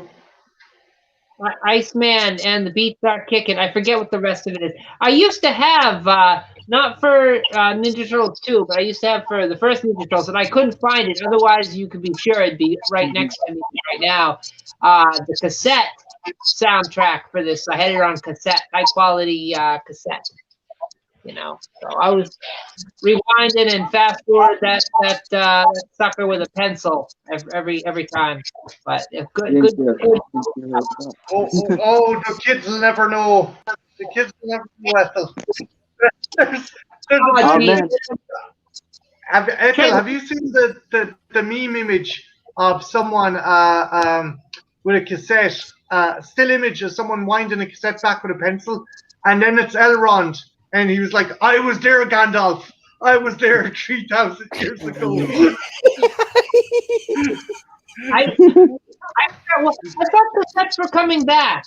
Trenchy, you're not a kid. You're not the baby, but you're the younger fella of the fellas we hang with. You're in touch with the in generation. Yeah, he's also the most musically orientated out of us, so he should know. I don't know, like I'm not updated on if they're coming back or not. I haven't seen any updates, but you never know with these crazy motherfuckers. I know vinyl. Vinyl is obviously popular, and VHS is now becoming the new vinyl. I know that. There's a big fucking. Sure.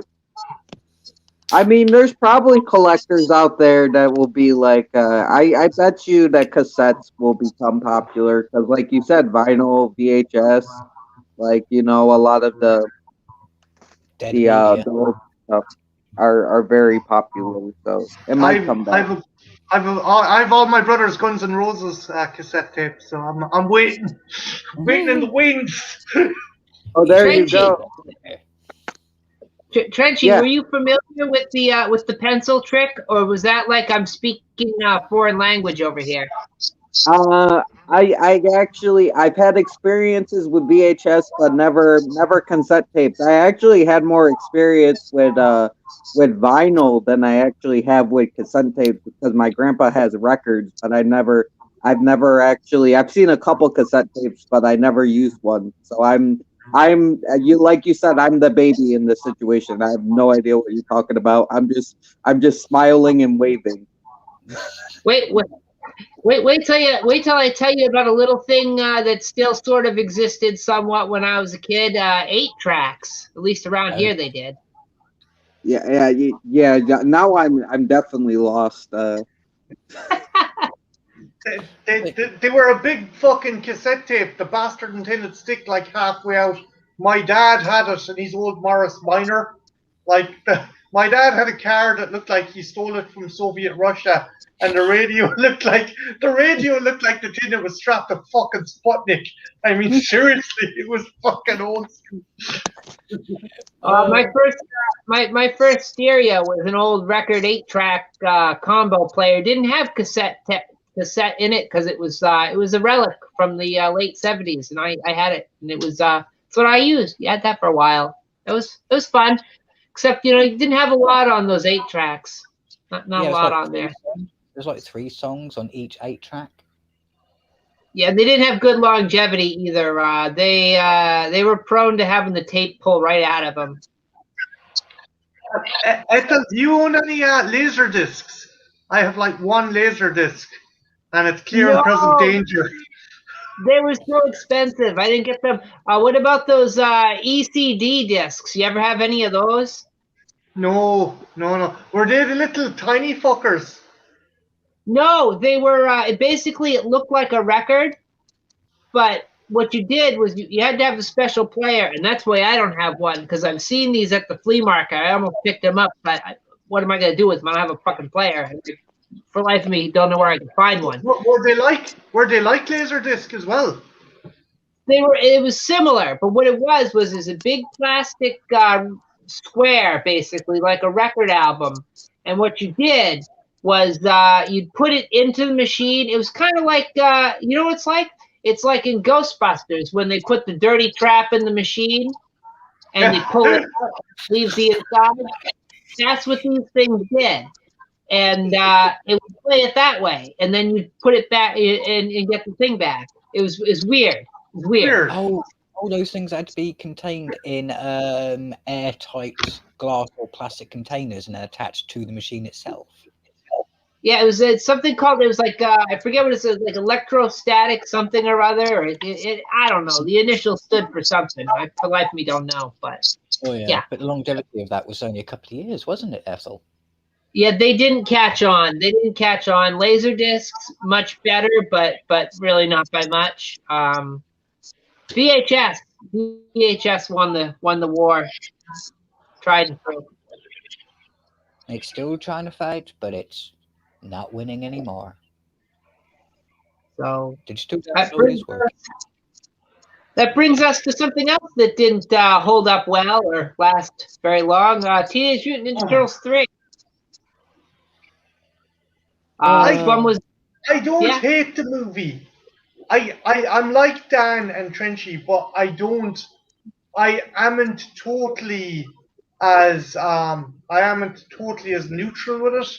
But I don't despise it. I think it's just such an obvious drop in quality, and you're like, what the fuck?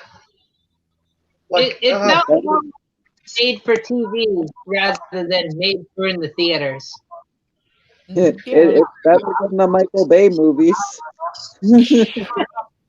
I would gladly watch it over the Michael Bay ones. Tony Shalhoub as Splinter. Come on now.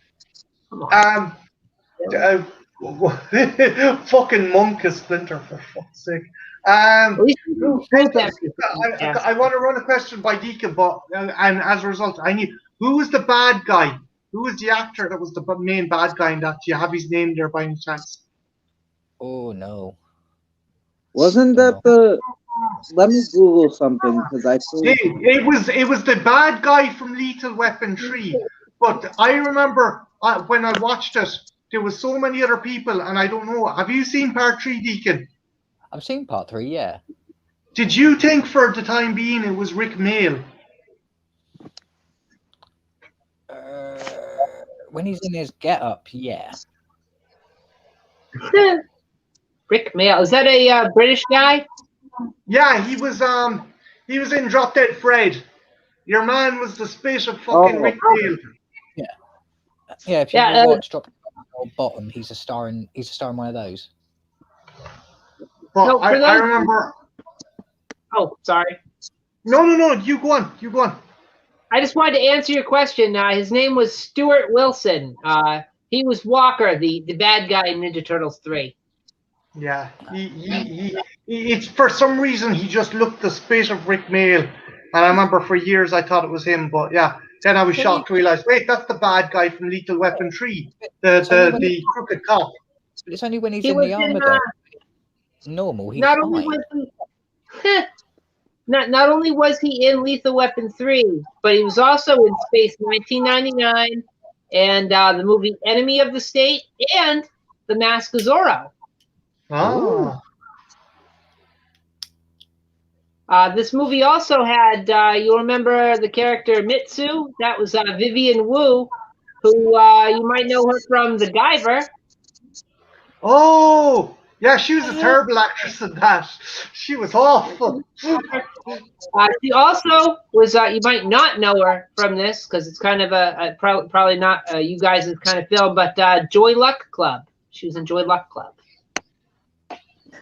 Why does that It was very popular. It's a chick flick. You might have to get us to watch it one day, Apple.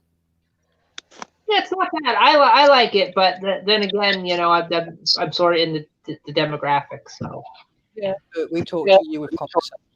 It's about time you talked to us with a movie. might work. It could happen. It could totally happen. Definitely not public domain on that one. Someone will come after you for sure with that. Wait, don't slap us and sue us. Don't sue us and don't slap us. So I mentioned Corey Feldman is back in this one. We also get Kevin Clash back as Splinter. Or no, excuse me. Scratch that. He was replaced in this one with James Murray, who was on Greg the Bunny. He did a bunch of voice work on Greg the Bunny. Yeah. If you've seen the Seth Green vehicle. It makes me kind of glad that in number 3, Splinter doesn't have a lot of talking roles. Oh, in fairness though, he ends up being the cherry on the fucking shit sundae that is this movie at the end. And then, for some reason, even though I thought he did an all right job, Laurie Faso, remember the guy who replaced the last voice actor for Raphael? Yeah, he's replaced too. The 86 brought in Tim Keller, who's best known for his role as Jim Steele in Dark Skies. Oh, yeah. The 1950s / X-Files knockoff with 7 and 9. Yeah, and he was also in 13 Days, The Negotiator, Inception, and, guys, another great film, Operation Dumbo Drop. Oh, God. Danny Glover and a group of Marines. I think Ray Liotta as well have to drop an elephant into Vietnam, a sacred elephant. It was an odd time for film. So we had those cast changes, and sometimes they're good, sometimes they're not. And like I said earlier, every one of these, they went over to the UK. They got edited to a more PG version for the violence and the banned weapons. And Mitsu's character in this, Vivian Wu there, she was supposed to be a character in this video game, this SNES video game, which is sort of like, it's just a tournament fighter. Like you'd think, oh, well, it came right out after the third film, and maybe it'll be no, it's just a tournament fighter. She's supposed to. Say what? Sorry. Yeah, it's essentially like Tekken. It's essentially like Tekken or Street Fighter. Yeah, it's Mortal Kombat, but with Ninja Turtles and not much else. She's supposed to be a playable character in this, and what they did was they changed her name to Asuka, but she's in this, I guess, but not really. Calling it a different name means it's a different character. Sorry, yeah. If you call it a different name, it's a different character, so you're not paying homage to her in any way. Yeah, it's sad they did that, because it would have been nice to have a nod to the film other than like your imagination. Yeah. But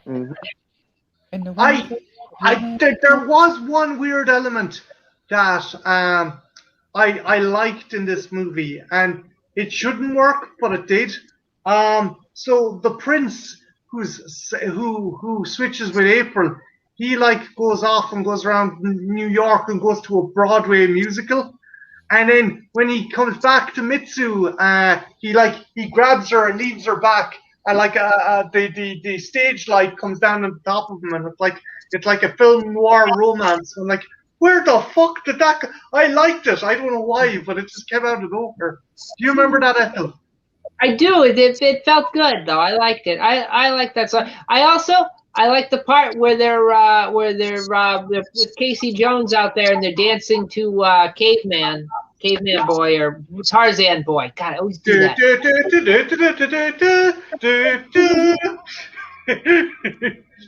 Tarzan Boy. Oh.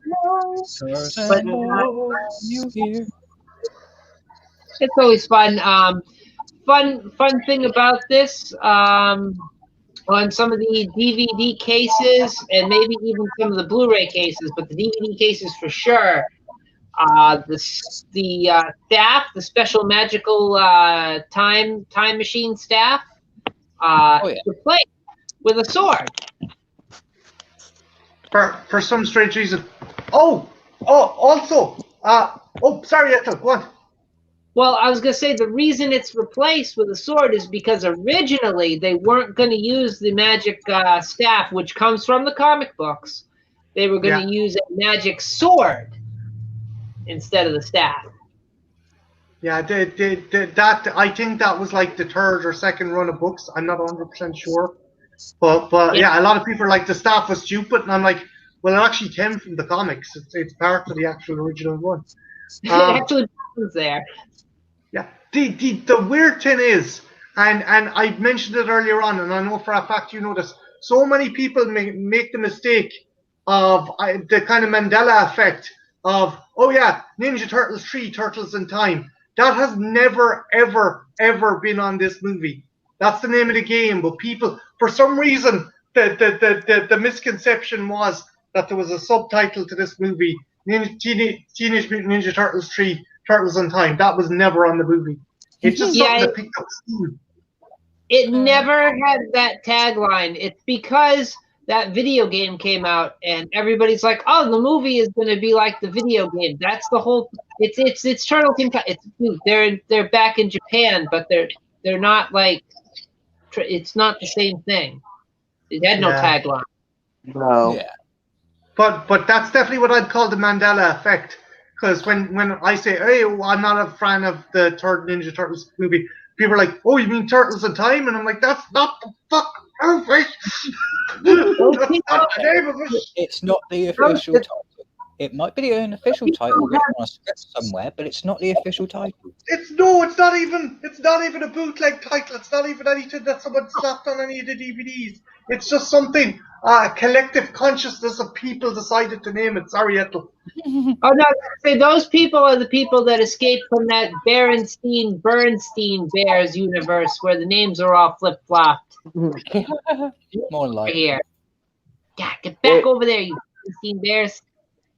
It's funny because the Turtles seem to time travel a lot because you got TMNT 3, you got fucking the video game, and then the series I grew up with, Teenage Mutant Ninja Turtles 2003. Season 6 was called Teenage Mutant Ninja Turtles Fast Forward, where the Teenage Mutant Ninja Turtles were sent to a future universe and ended up living with this butler robot and some other people, and they had to try to get back to their own time. Well, creating mischief and fighting crime. Well, see, that's any staple of any good kind of long-running science fiction or kind of fantasy show. Like, there's always going to be the evil duplicates, alternate universe episode. There's always going to be, like, the characters get turned into females. There's always, like, some kind of, like, other thing. And then there's always the quintessential time travel episode. But they got a whole season. Oh, sorry, Ken. No, I'm saying they had a whole season dedicated to the time travel. Like, they were stuck in the future for the whole season. Guys, should I have included that and this movie in my time travel Sci-Fi Sunday episode? Should I have done that? You could have. Yeah, because technically it's time travel. There is a science behind it. You have to switch bodies with someone else that's holding the lamp, and there's some kind of yoke, and in the comic, they find out there's a particular crystal, and it was one of the crystals the Triceratons used to fuck around and try and stop the dinosaurs going extinct, and then you have a good bunch of dinosaurs. And I have to agree with Trash. I have to begrudgingly admit it is a time travel movie. Yeah. I should have included it. A huge oversight on my part. I don't know. Maybe I was just traumatized and blocking it from my memory. Yeah, it's just one of those movies where I don't blame you. It didn't come to any of our minds when we were thinking time travel movies. Teenage Mutant Ninja Turtles 3. No, that's been exited from our brains. We can't cover everything. We can't cover everything, you know. But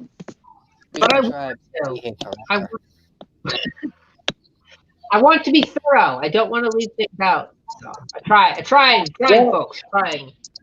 We got it here. Who cares? We got it on this show. We did it. We've got all the angles covered. That works. Yeah. So it is supposed to be a magic sword in this, not the staff, but the staff belongs. This whole time travel business with this movie is actually based loosely off the storyline in the comic books, Masks, where they travel to feudal Japan. And Marty knows that one. Yeah, it's a whole kind of weird take, and they also have a chance to erase Shredder from the timeline, but then they realize if they erase Shredder, they will end up erasing themselves, because Shredder is the one who killed Splinter's master. Splinter escaped when his master was murdered, and then, like Donatello susses out, if we do this, we'll wipe ourselves out as well. So yeah, they have to stop Raphael. He doesn't realize it. Raphael's just this lunkhead who's like, But it's a good storyline. If you get a chance, check it out. Yeah, it could have had it. Like, that's the trouble with this third movie, is like it wouldn't have been bad. It's the execution and the writing is poor. They just need to fix those two things. You could have had Shredder. You could have had Shredder's ancestor in the movie, and you could have it maybe the turtles inadvertently caused the creation of the Foot Clan, the original Foot Clan and stuff. I would have liked to see the Triceratons brought into this. Maybe that's how they got.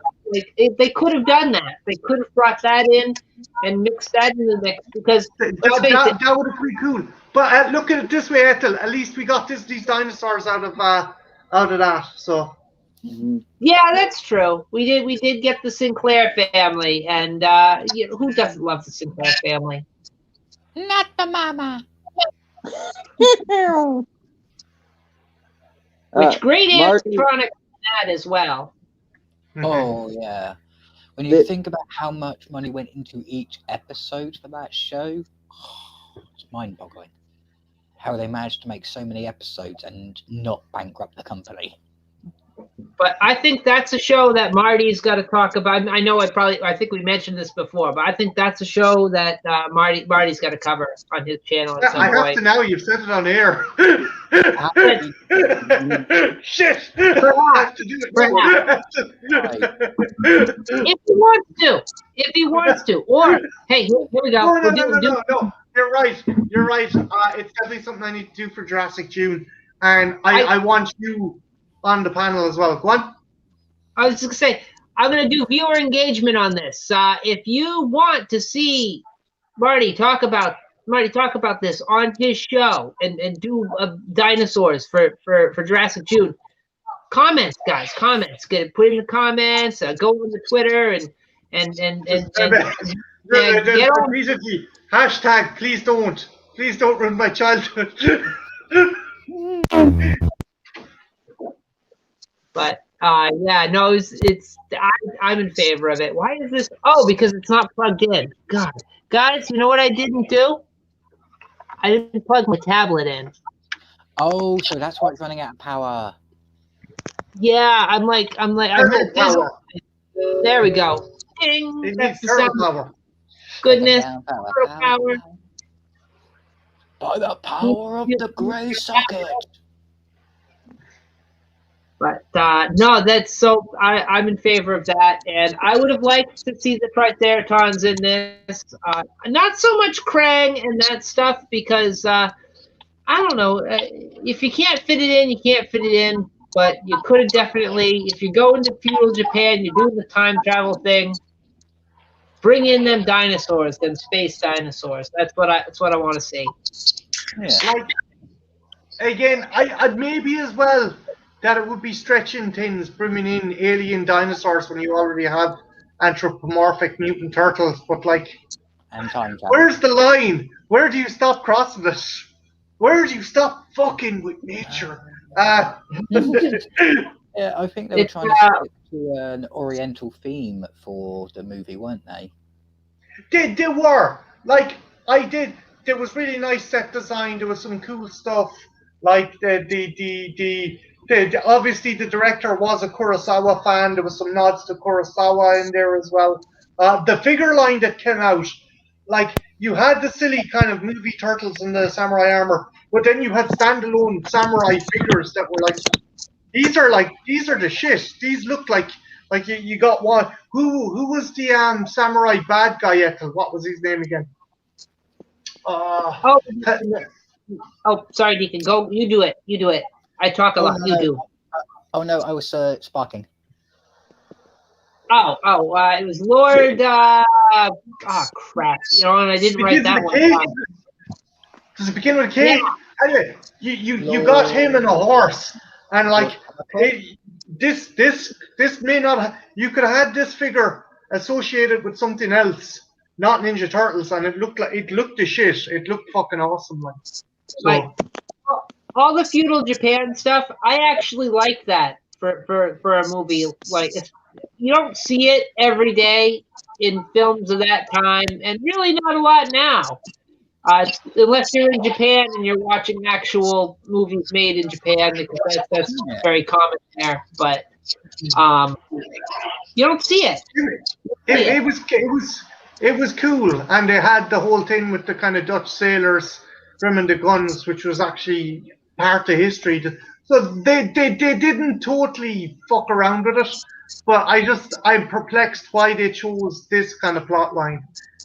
When the scepter was used in the comic, but the scepter wasn't really that much of a big issue.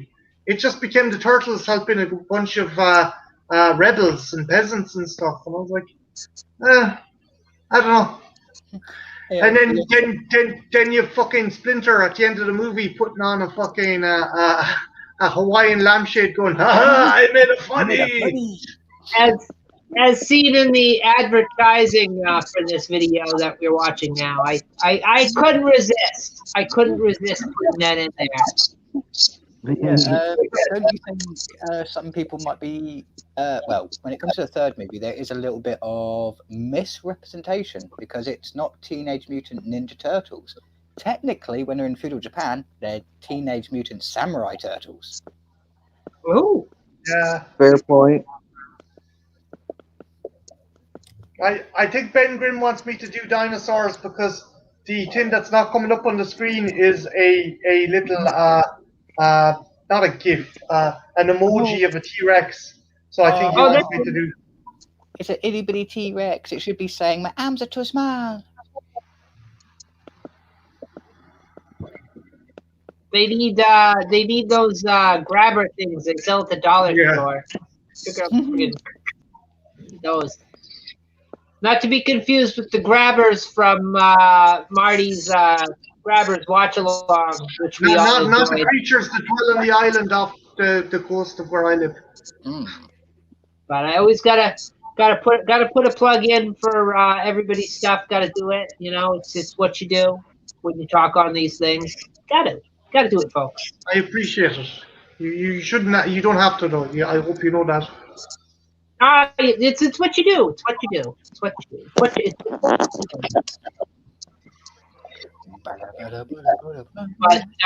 you know,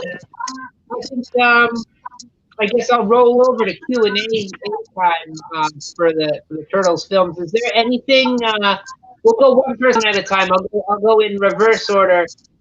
I'll go Trenton first. Is there anything in either of these films, first one, third one, second one, that you would have liked to see or you were expecting to see?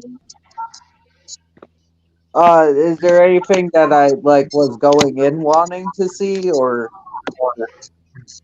Yeah, or in retrospect, something you would have wanted to see, after seeing all this stuff.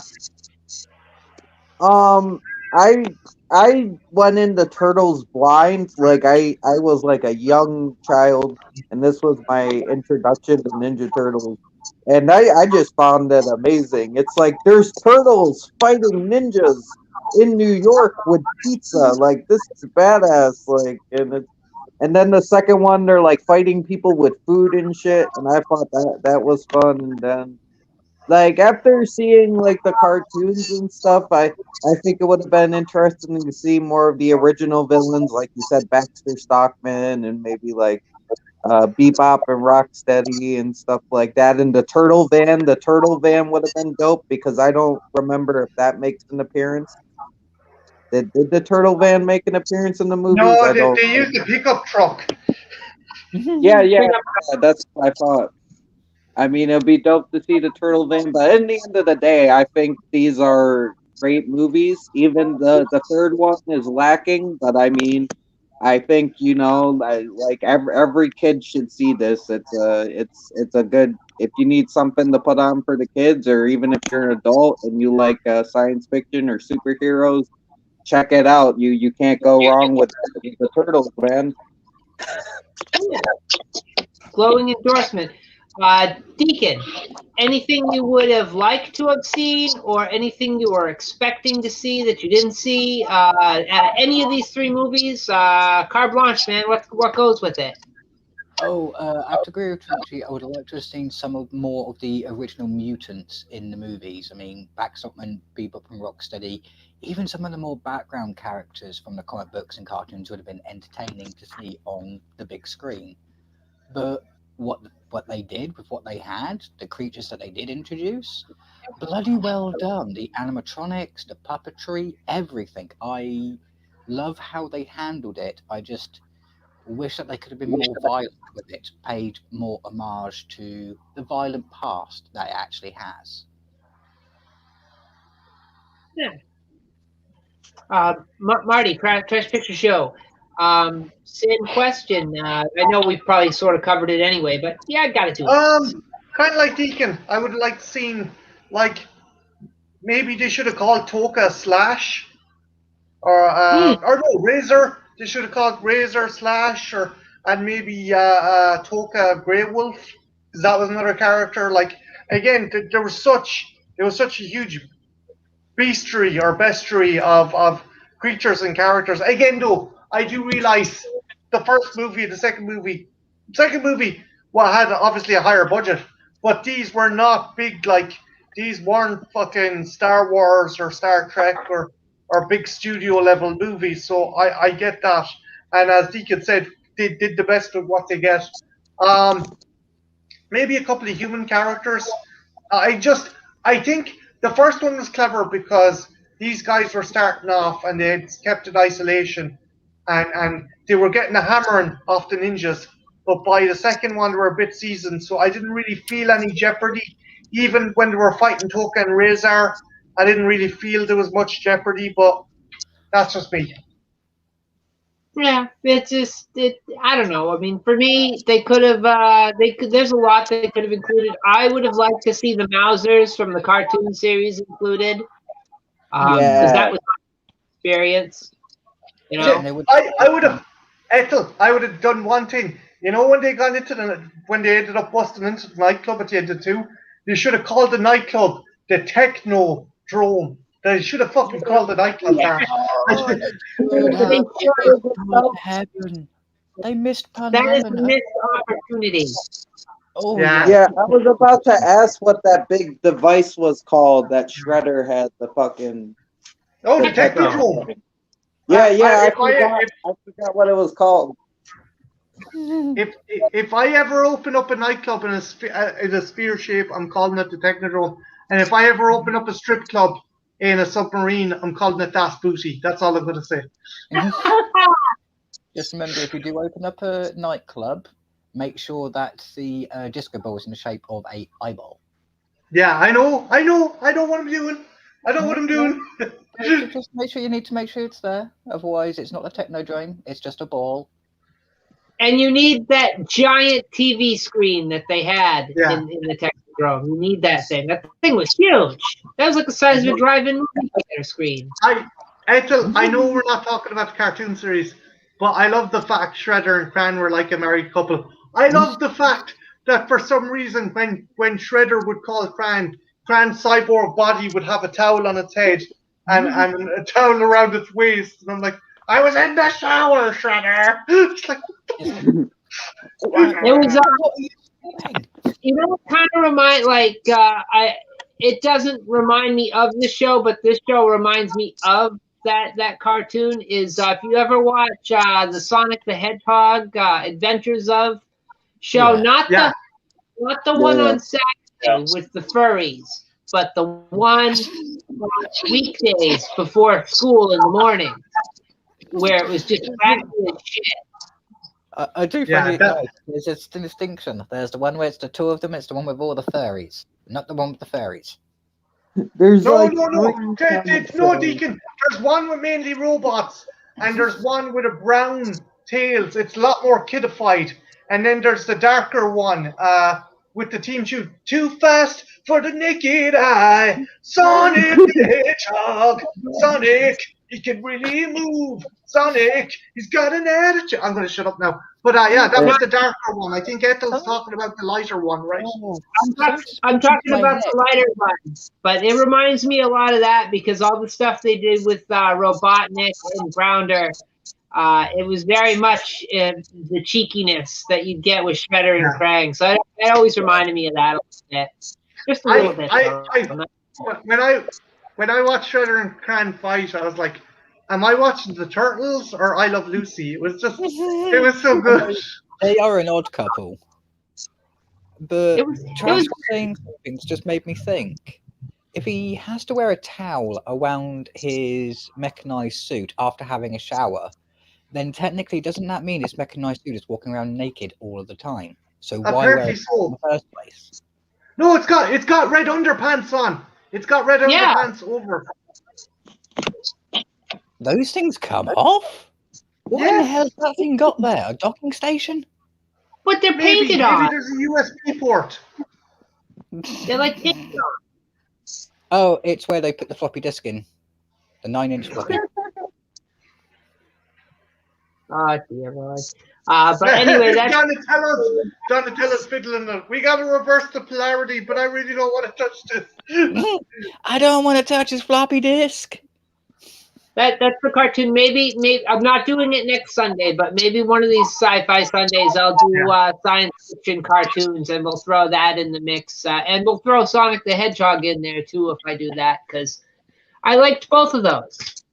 We could do a Saturday morning cartoon or cartoons growing up kind of thing. We could lay it out in a bridge, like yourself and myself first, Ethel, and well, Deacon's the same go as us. Who would be in between? Maybe Sadie and then Trenchy after. Yeah. Oh, you know who would be on this? So you got to get John Steele on this. You go John, then it go like us, then Sadie, then Trenchy, maybe, possibly. Yeah. I feel like the odd man out here. We could make it a Saturday-a-thon, just get everybody involved, and they could do a couple of episodes each of something they like on a Saturday morning with discussions, and then jump on someone else's channel. Trenchy, do we know anybody younger than you though? Like I know Anthro's older than you. We could Nate younger than you. Got Anthro. Oh no, we got Anthro. He's a couple years younger. Yeah, Anthro's younger than Trenchy by about 3 not by years. much. 3 years. Anthro's 18. I'm 22, going on 23. Oh, geez, I'm sorry, Trent. I thought it was the other way around. I get confused with these things. What? You just got such a baby innocent face. Yeah. In fairness, Trenchy, sometimes I want to put you up on my shoulders and buy you a balloon. I mean, that's why I keep the beard, man. Because if I didn't have the beard, I'd look like a 12-year-old, and it's distressing. It's really. I agree with you. My human proxy has to have a beard, otherwise, it can be mistaken for a teenager. Dude, I was 19, and this lady tried to block me from her stream. Tried to get me blocked from one of my friends' stream because she thought I was a 17-year-old and snuck into the adult talk. And I was pissed.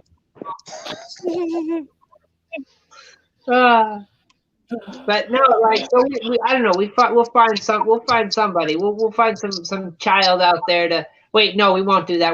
I don't know what. Yeah. We're not going down that route. I'd expect. This is theorizing. I'd expect it from. I'd expect something like that from this fucking hell. I'd expect it from this fucker here, but not you.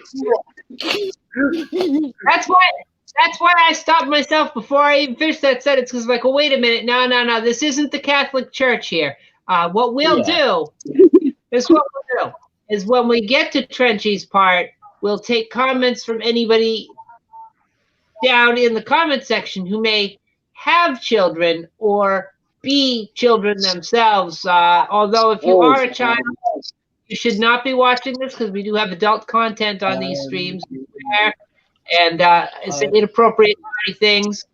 Yeah, I would say this is a 16+ stream at the best I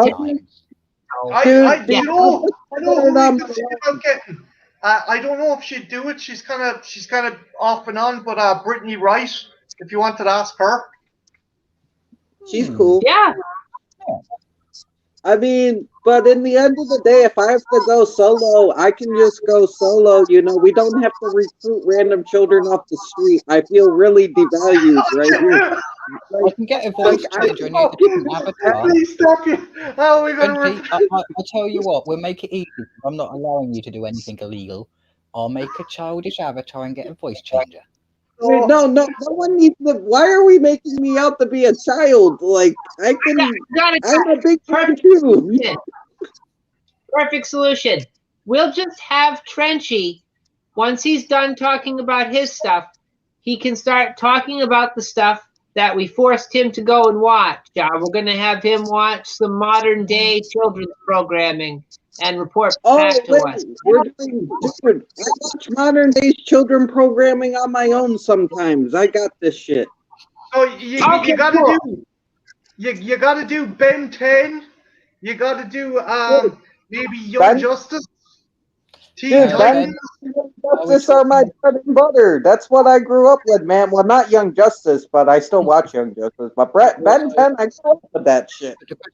Totally Spies. You tell us which one of the Totally Spies you'd like to take the bed with you. That kind of regular stuff, you know. I grew up with Totally Spies as well. Oh god. Who did you have a crush on? Which one did you have a crush on, Trench? I don't know. I was too busy being disturbed by all the kinks that were going into that show. All the fucking kinks, man. That was like, whoever wrote that show just put in everything they had a sexual kink for. They just made it into a TV show. Every episode, they're getting fat or they're like. It was essentially Charlie's Angels in high school. Yeah, but it's like, it's weird as fuck though, because it's like Kink, the TV show. All right, it sounds like we'll have the younger angle covered on the Saturday morning cartoon theme stream, because you're familiar with that. I don't even know about Totally Spies. I've heard of it. I've not seen it, or even I couldn't. It's essentially Charlie's Angels. There's like a ditzy blonde, there's an athletic kind of Hawaiian girl, and there's a fiery redhead, and they go off and like get in adventures and find boys to kind of snog, and they've uppity English butler, basically that. Mm-hmm. Oh, okay. Yeah, see, I'm not seeing that. Trying to think of the youngest familiar with. Think maybe Power Girls?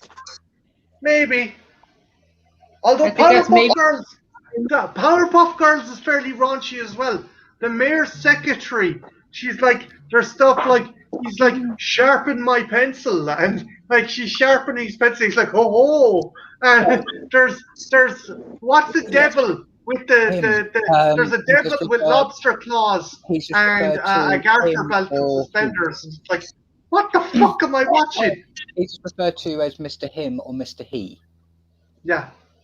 Just let me know when we're gonna do this, so I can do like a shit ton of research, and I can like cover all, like I can get shit done. I'll put in the research and whatever we're doing this, like if we're on multiple channels or on one channel, I'll do the research for what I gotta do, you know. I get to chat about one of my favorite cartoons as growing up. Yay! I'll save it for next stream though. Ethel, I'm next Sunday as well as yours. You know that, right? Yeah.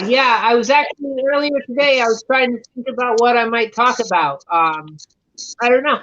I was sort of bouncing around the idea of maybe doing a Highlander stream because that sounds That'd be quite nice. cool. Where I'd sort of cover the movies, cover the TV show, and talk a little bit about the spin-off. And maybe the cartoon a wee bit. Yeah, there was an anime series and an anime movie. As a cartoon, though. Yeah. Yeah, we just have to. We'll see. You've seen that one, right, Marty? Where they're on the planet with the weird dinosaur things. Yeah, I love that one. That kicked ass. There was that, and then there was an anime movie that came out in 2013 that ignores all of them bar the first one. Yeah, so maybe I'll talk about that, and that'll give me an excuse to talk about Highlander, and I like that. You know, I'll get to talk about Adrian Paul, which that'll be good for me. I'll enjoy it. What, you fancied Adrian Paul? Totally. Again. Yeah. Have you seen him? Have you seen him with his shirt on? I saw I saw him in a terrible movie called Iborgs with Danny Trejo, where like it's a sci-fi kind of futuristic analogy for drone technology, where he's an FBI agent and he's it's basically webcams with legs murdering people. I was like, what the fuck? No, I mean, what's not to like? He stands up for his lady. He fights with a sword. He's a gentleman. He's friggin' built. And he keeps his head heads and tails. Christopher Lambert. Heads and tails above him. And he always knows how to keep his head on his shoulders. And it's not his fault that The Source was a terrible movie. Dear God, that was terrible. We'll talk about that next week, though. You think Ninja Turtles 3 is bad? Just waiting the guy who wrote Mad Max Fury Road, he wrote part 2. Fun fact. Part 2? Yeah. Oh, wow. I would rather watch Highlander Part 2 twice than watch The Source once. They're aliens. Two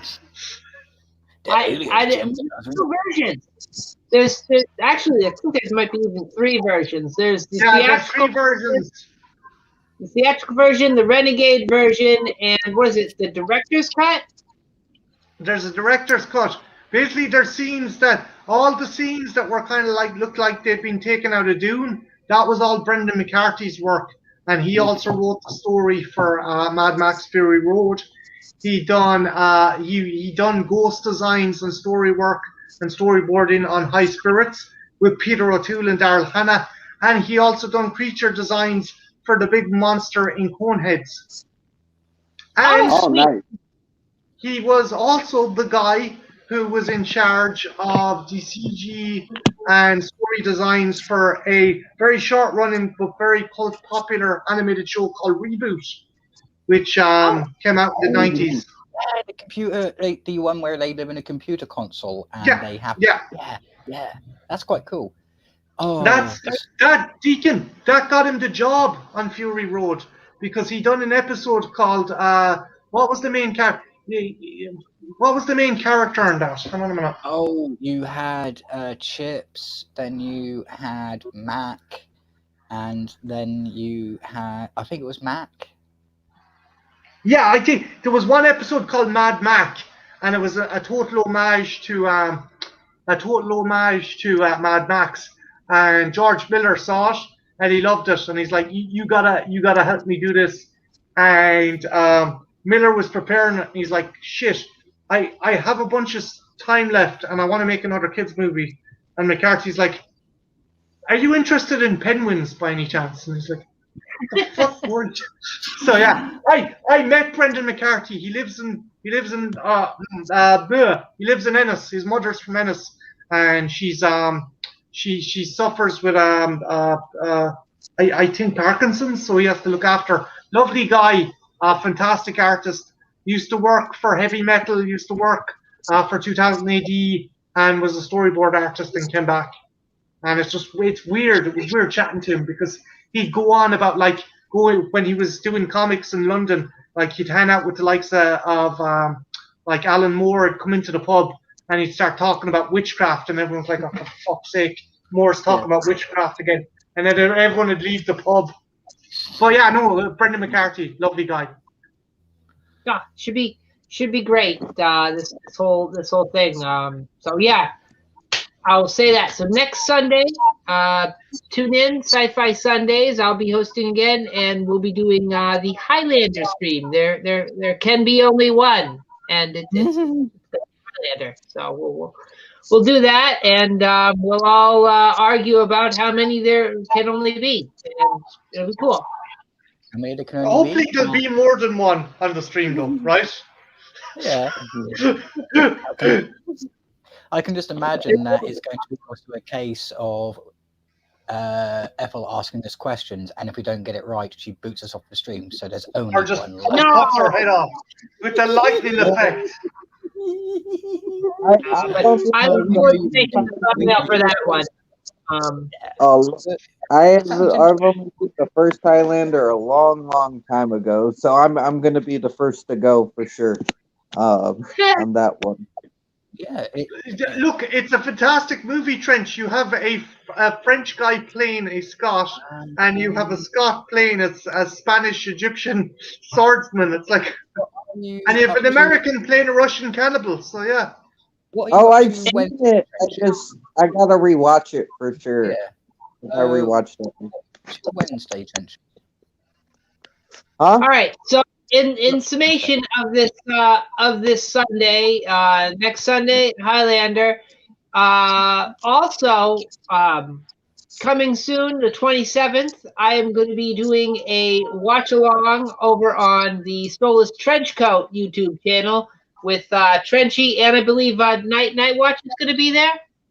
Okay, so here are the confirmations so far. It's gonna be me, Ethel, Marty, Night Watch, Smacked by the Mac, and whoever wants that last spot, the last spot is open. So if anybody wants that reserved, speak now or contact me, and I'll reserve you that last spot. No, you know me. I'll wait until the last minute, and if no one takes it, I'll jump in. Yeah, Cool. it'd be great. So, you'll have 3 other people you're watching right now on the 27th for King Kong. And what time does that start, Trenchy? Tell the folks. 6 p.m. Eastern. I don't know. I can't convert it, so just Google it, please, because I'm stupid and don't know how to convert time zones. Yeah. 11 p.m. GMT.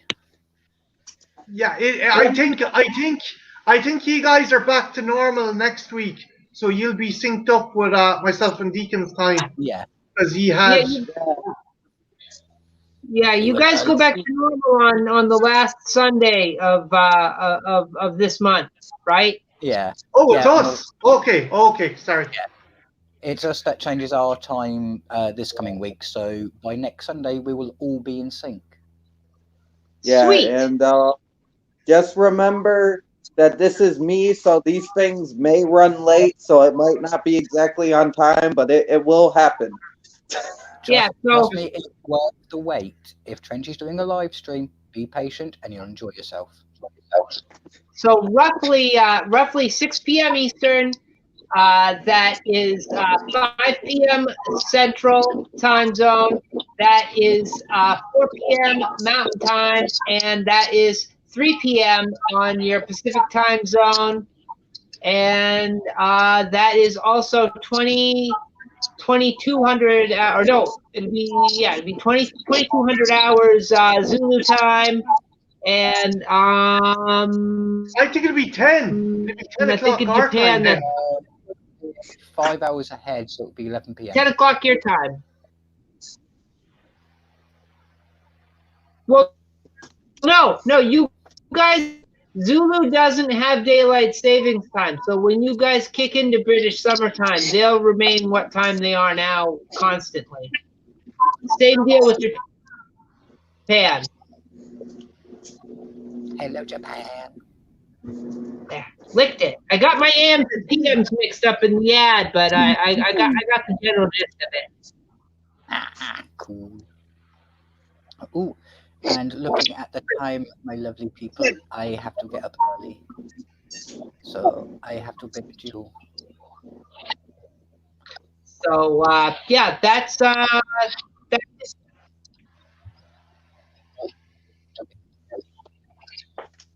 Ethel, your volume's gone. Oh, I was back. just ending it, so if you just hold on a split second, I will say my goodbyes. I just wanted to thank everybody who's joined me today. I want to thank Trash Picture Show. I want to thank. Can you hear me now? Yeah. Yeah. Loud and clear. I don't know if you guys can still hear me. Anyway, Yeah, I want to thank everyone who's been with me here. I want to thank Marty, Trash Picture Show, the Soulless, and we got Filthy Dan in the comments. Thanking him. Thank you, Ben Grimm. Thank you, Sponge. See you next Sunday. And adios. Have a good one. Stay creepy. Have a good one.